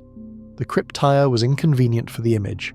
The image was more useful than the truth of the institution. So the image was given priority, and the Crypteia was mentioned in ways that acknowledged its existence without making it central to the account of what Sparta was. This is the gap. This is the distance between the official image and the institutional reality that sits underneath it, and it is a substantial distance, substantial enough that it should complicate any account of Spartan virtue that does not acknowledge it. But the Crypteia is only the most dramatic example of a broader pattern in how Sparta actually worked versus how Sparta preferred to be understood. Consider the educational system, the Agoge, which we have already explored from the inside. The official Spartan account of the Agoge was that it produced virtue through discipline, and that the discipline was a form of wisdom, rather than merely a form of coercion. The system trained boys for war, certainly, but it also trained them for the specific kind of citizenship that Sparta required, the self-subordination of the individual to the collective that made the phalanx function, and the common mess possible, and the basic social contract of Spartan life operative. What the official account was less forthcoming about was that the Agoge also served as a very effective tool of social stratification and social control. Boys who failed the Agoge were permanently reduced in status. Boys who succeeded were permanently elevated, but elevated into a system that then had considerable leverage over them for the rest of their lives, because a Spartan citizen's access to everything that made citizenship worth having — land, status, political participation, the respect of peers, depended on continued membership in good standing in the institutions that the Agoge had trained them for. The system produced loyalty partly through genuine conviction, and partly through the elimination of alternatives. Once you had been through the Agoge and been made into a Spartan soldier, there was no other life that was available to you in Sparta that would have made sense of what you had endured. The suffering required a justification, and the only justification available was the one the system provided. This is not unique to Sparta, it is a feature of institutional systems generally. But in Sparta it was more total than in most places, because Sparta was more total than most places. The common mess, the Sicilian, is another institution that looks different from the inside than from the official account. On the surface, the common mess was an expression of Spartan equality, the idea that all citizens ate the same food and sat at the same table and contributed equally to the collective, and were therefore bound to each other in a way that prevented the kind of wealth-based differentiation that destabilized other Greek cities. This was real. If you like the video so far, please leave us a like and a sub. A sub to the channel helps us make more videos for you to watch and keep the channel alive. This was real. It was genuinely functional as a social equalizer in certain respects. But access to the common mess required the ongoing ability to contribute to it, which required an ongoing allocation of produce from your helot-worked land, which meant that citizens who fell on hard times economically were at risk of losing their mess membership and with it their citizenship rights. The common mess was theoretically egalitarian and practically contingent on a material foundation that not all citizens maintained throughout their lives. Men who lost their mess membership became, in the Spartan vocabulary, inferiors, a category of people who had been citizens and were no longer quite that, who moved in the city with a diminished status that was visible and permanent. The category of inferiors is one of the things that the idealized account of Sparta tends to minimize, because its existence complicates the narrative of a uniformly martial citizen body in which all men are equal in their dedication to the city. The inferiors suggest that the equality was conditional, that the uniform martial identity was something that required ongoing economic qualification, and that men who fell below the qualification entered a kind of limbo that the official account of Spartan civic virtue did not really have a clean narrative for. The treatment of the perioikoi, the free non-citizen inhabitants of Laconia, is another layer that the official account tends to flatten.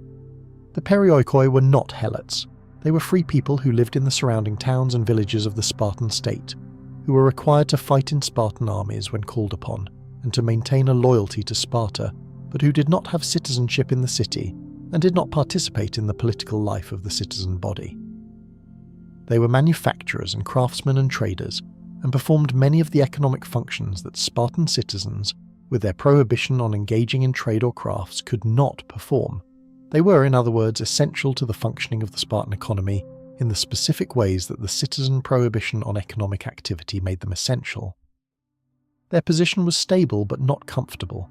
They served Sparta's military needs without the full protections that citizenship provided. They contributed to Sparta's economy without the political voice that might have allowed them to shape the conditions of that contribution.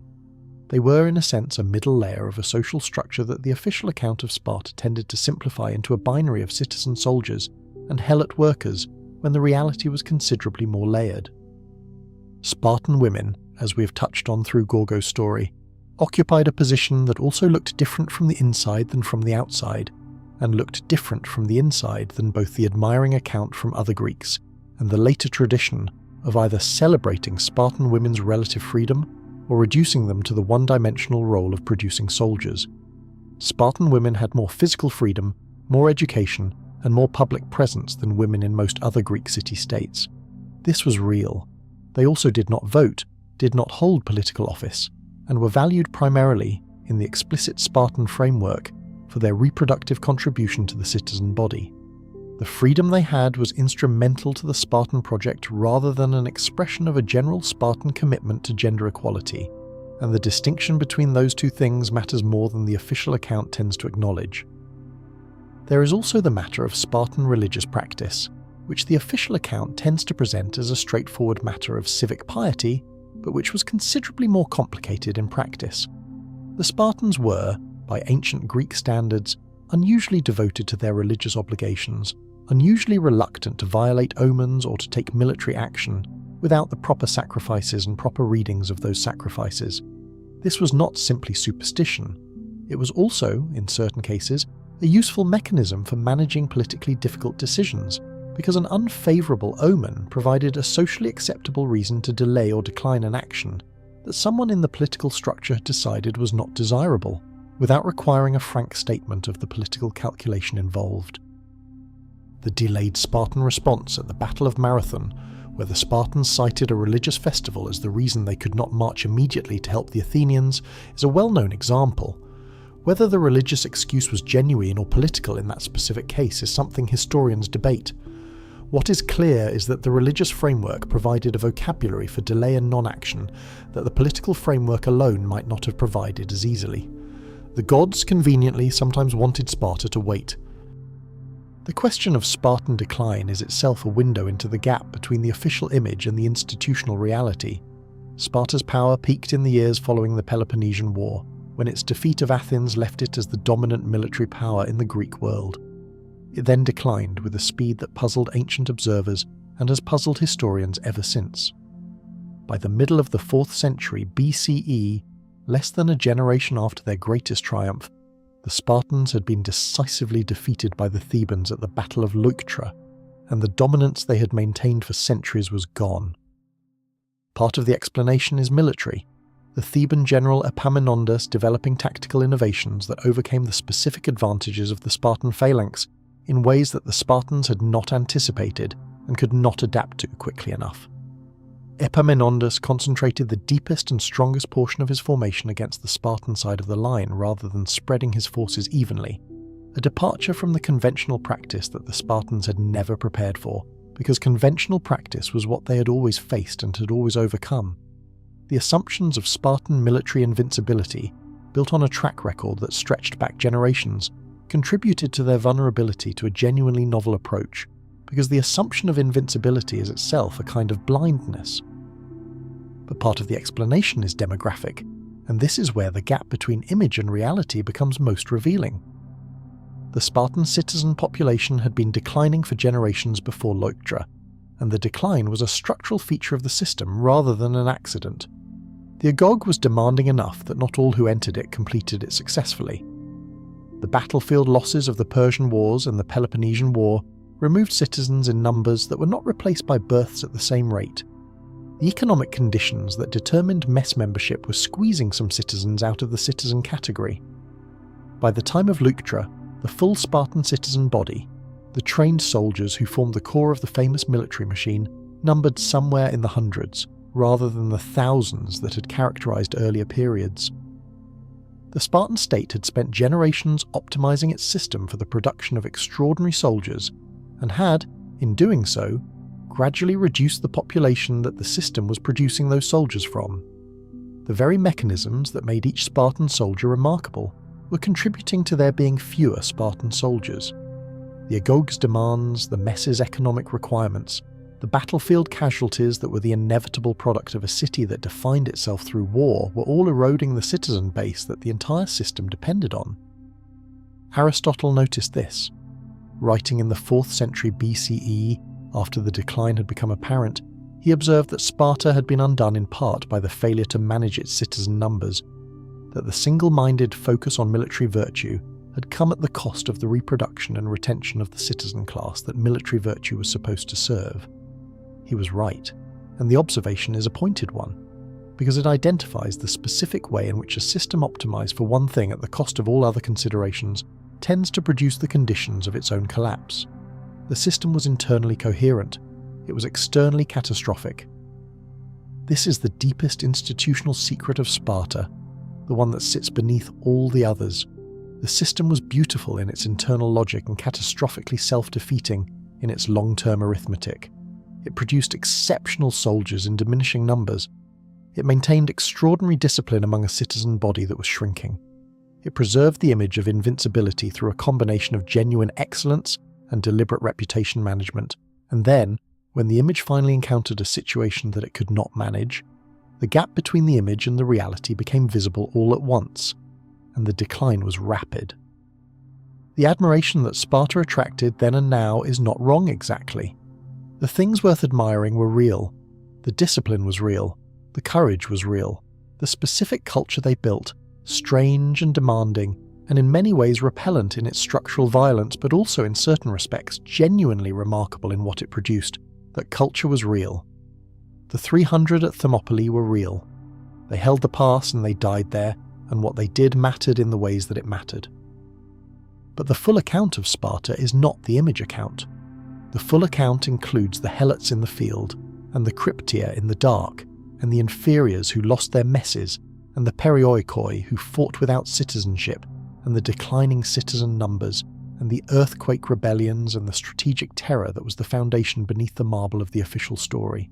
The full account includes Gorgo, who saw beneath the surfaces of things and said what she saw.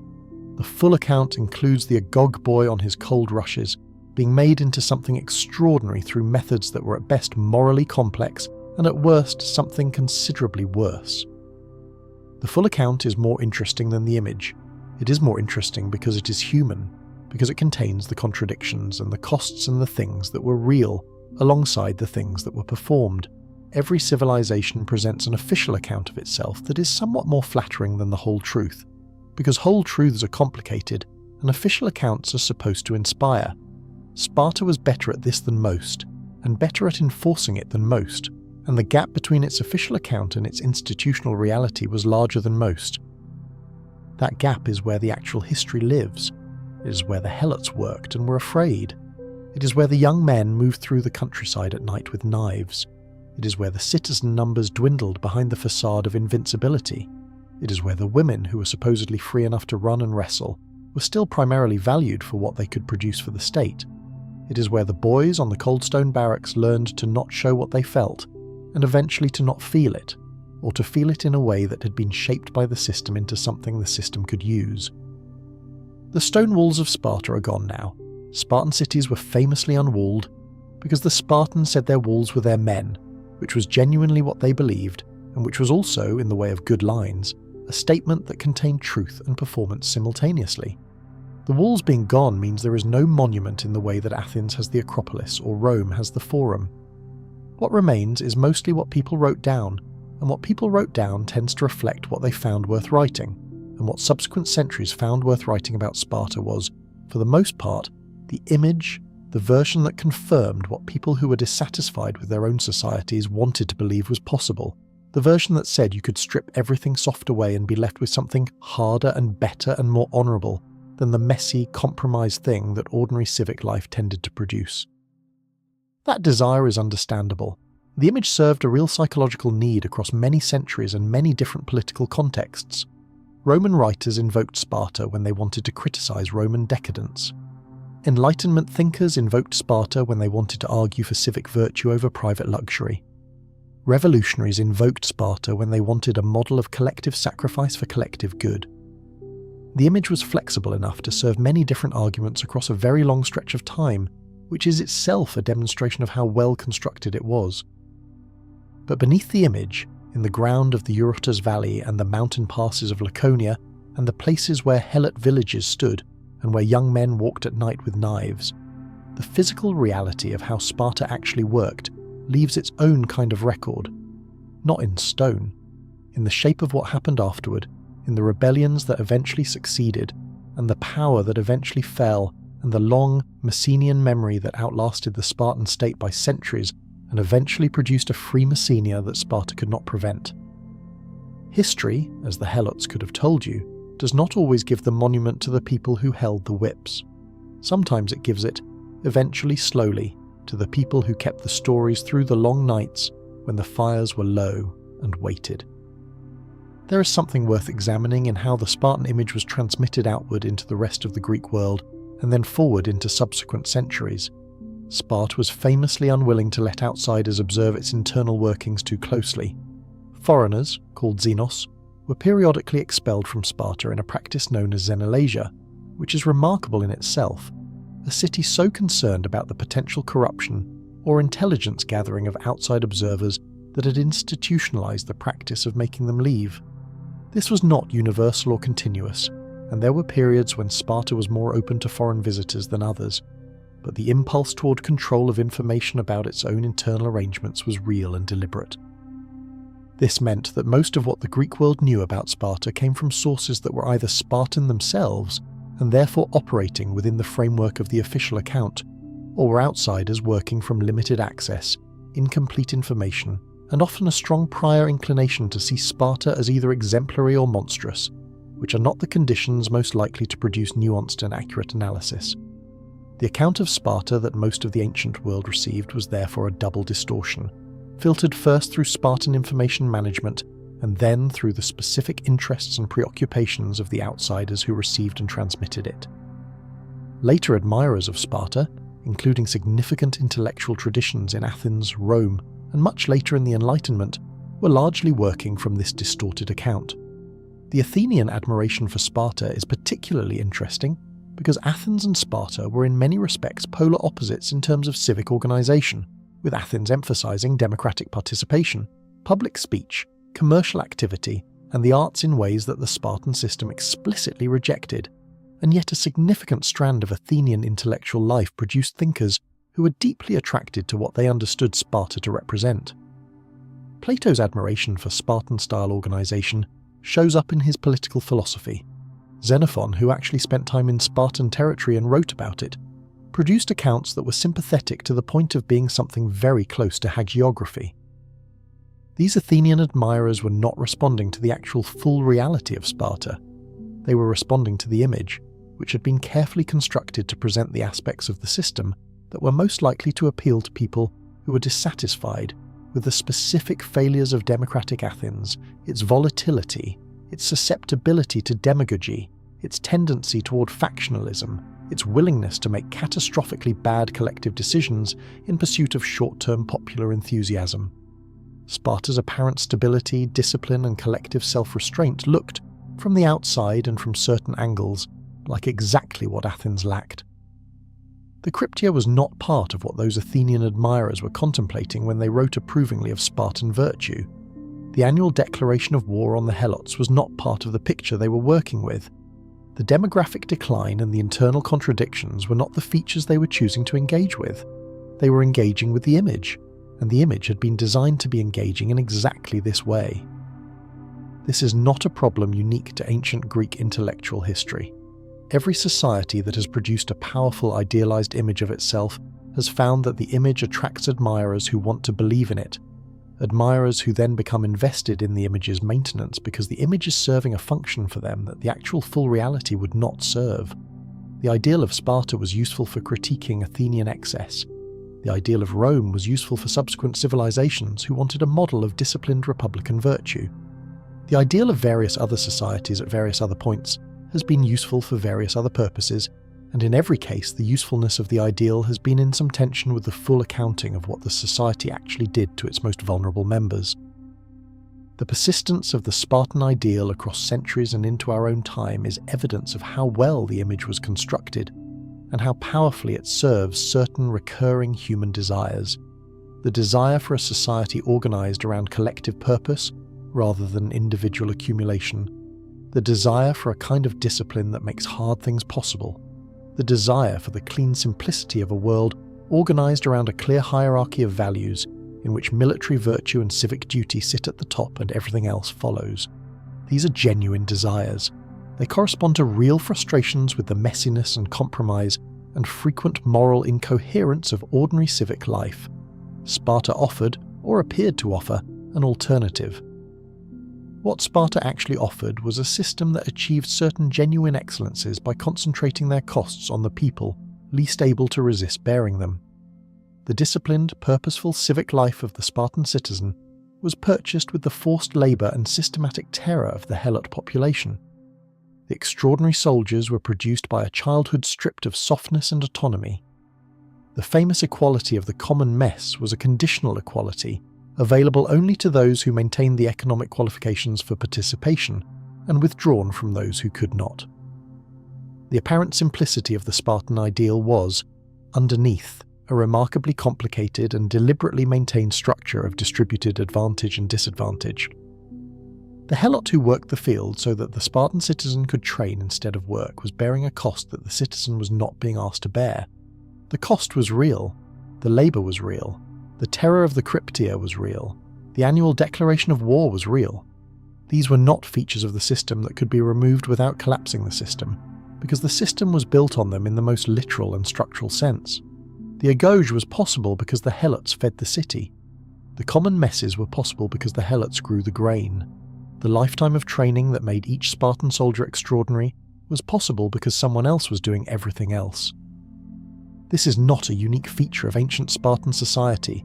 It is a recurring structural feature of societies organised around the production of a particular kind of excellence, the transfer of costs to a population that did not consent to bearing them in order to free up the population that benefits from the excellence to pursue it. Understanding this structure in its ancient Spartan form makes it recognisable in later forms, in different places and different times, and that recognition is one of the more practically useful things that studying ancient history can offer. The Ephors who declared war on the helots every year were not, in their own self-understanding, doing something that required ethical examination. They were managing a practical problem in the way the system had always managed it, with the tools the system had always used, within a framework that defined the helots as a category outside the moral community that the annual declaration of war was designed to protect. This is how structural violence tends to operate in institutional settings. It does not present itself as violence. It presents itself as management, as maintenance, as the necessary administration of a distinction that the system treats as natural and pre-existing, rather than constructed and enforced. The young men who moved through the countryside at night with knives were not, in the Spartan moral framework, doing something that required ethical justification beyond the fact that the system had authorized it and their training had prepared them for it. They were doing what they had been sent to do in service of a system they had been raised to believe was the natural and correct expression of how a well-ordered society worked. This is not a defense of what they did.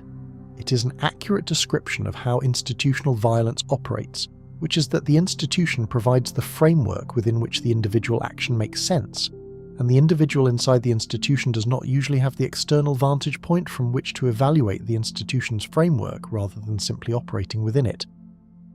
The Spartans, who could see the gap between the image and the reality with any clarity, were rare. Gorgo may have been one. There were presumably others, people whose specific circumstances or particular qualities of mind gave them some access to the view from outside the official account. But the system was very good at managing the circulation of that kind of perspective, partly through the deliberate information control of Xenolasia and the general Spartan reticence about internal matters, and partly through the more fundamental mechanism of the Agoge itself, which produced people for whom the Spartan framework was not a theory they had chosen, but a foundational reality they had been shaped to inhabit. To step outside that framework, to see it from a distance sufficient to evaluate it rather than simply live within it, required something the Agoge was specifically designed to prevent. Not through suppression exactly, but through replacement. The Agoge replaced the framework of the family, of the private self, of the interior life that preceded the system, with the framework of the unit, the city, the collective purpose. The replacement was thorough enough, in most cases, that the original framework was simply no longer available as a reference point. You could not compare Sparta to alternatives you had never been allowed to develop an attachment to. This is the institution's deepest secret of all. Not the crypteia, which was terrible but explicable. Not the declining citizen numbers, which were tragic but structurally inevitable. But the specific mechanism by which the system reproduced its own acceptance across generations, by taking children before they were old enough to have a comparative framework and replacing the framework they would have developed with the only one the system wanted them to have. The cold rushes and the black broth and the whips at the fire and the years and years of it. All of it working together to produce not just soldiers, but people for whom the production of soldiers was the natural and correct purpose of a human life. That mechanism, more than any other single feature of Sparta, is what made it work as long as it did. And that mechanism, more than any other single feature of Sparta, is what makes it worth examining closely, carefully, and with a willingness to sit with the discomfort of what it reveals, not just about ancient Sparta, but about the relationship between institutions and the people inside them, in every time and every place that institutions and people have coincided, which is to say, everywhere, always, including here, including now.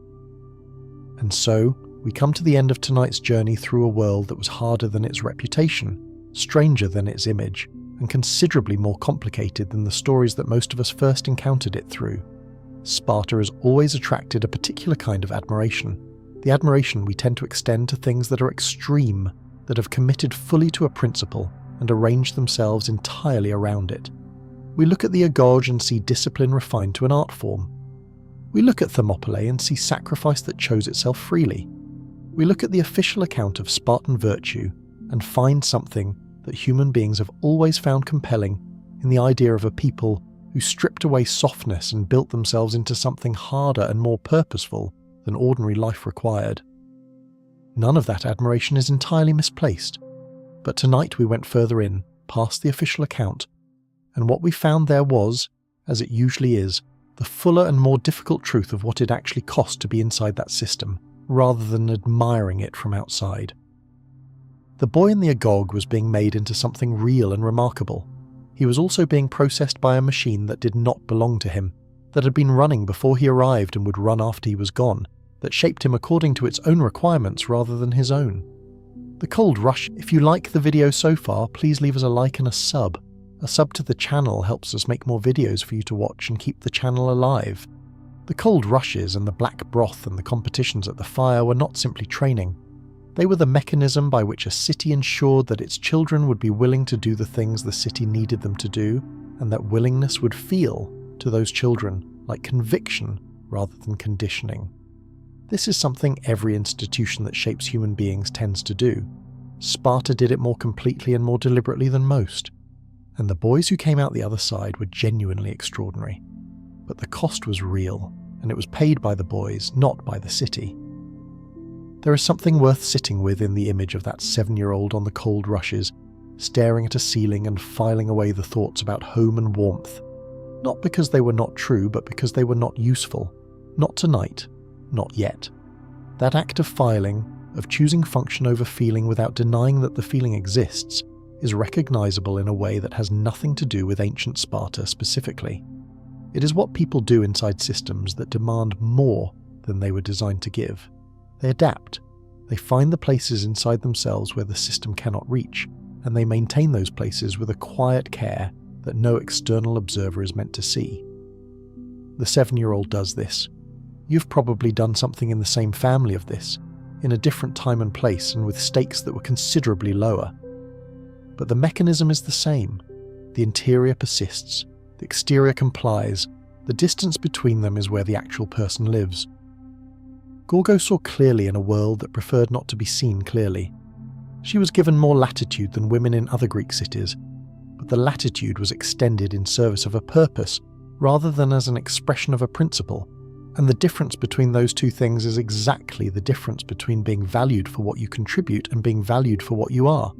Gorgo understood this, the way she understood everything, with a kind of direct, unsentimental intelligence that did not soften the knowledge but also did not collapse under it. She married Leonidas knowing what he was and what that would eventually mean. She raised her son in the aftermath of a loss that was also a legend. She scraped the wax away and found the message underneath. She did what was available to her, and she did it with a precision and a clarity that is remarkable in any century. What her story offers, across the centuries, is a specific kind of example that is different from the example of the soldiers. She was not trained for hardship in the same physical way. She was trained, or perhaps simply formed by her specific circumstances, for a different and arguably more difficult kind of endurance, the endurance of clarity in a world that rewards comfortable blindness. The people who benefit from a system's official story have a stake in the story remaining undisturbed. Gorgo had no apparent stake in maintaining any particular fiction. She saw the blank tablet and she thought, quite simply, that something was underneath it. That quality of not assuming that the visible surface is the complete truth is one of the more practically useful habits of mind available to anyone living inside any institution at any point in history. The helots worked the field and told the stories and waited. The waiting took generations. The rebellions were suppressed. The system continued. And then, eventually, the system did not continue, because systems built on structural coercion are ultimately running against the weight of human nature in a way that requires constant management. And management is expensive, and eventually the cost exceeds the capacity of the system to pay it. Sparta declined. Messenia was eventually freed, first by Theban military intervention in the 4th century BCE, and then more permanently by the general reorganization of the Greek world that followed. The Helots who had worked the valley for centuries became something other than Helots. The stories their grandparents had told survived the system that had been designed, among other things, to make the survival of such stories dangerous. The music in the evening survived too, at least in the sense that the capacity to make it survived carried in people rather than in any document that could be confiscated. This is the oldest and most persistent form of cultural survival available to people inside systems that would prefer their culture did not persist. You carry it in yourself. You teach it to the people close to you. The system can control movement and property and formal expression. It cannot, in the end, fully control what people hold inside and pass on quietly to those they love. This is small comfort when the system is also capable of sending young men with knives into the dark, but it is not nothing. The stories continued. That is what continued. And the Cryptaia, the institution behind the institution, the thing beneath the official account, tells us what it always tells us when we find the version of a story that a society was not eager to feature in its own account of itself. It tells us that the distance between what we present and what we practice is always worth measuring, that the gap is where the real story lives, that the monuments we build to our own virtues are most usefully read alongside the things we chose not to put in them. This is not a lesson that applies only to Sparta.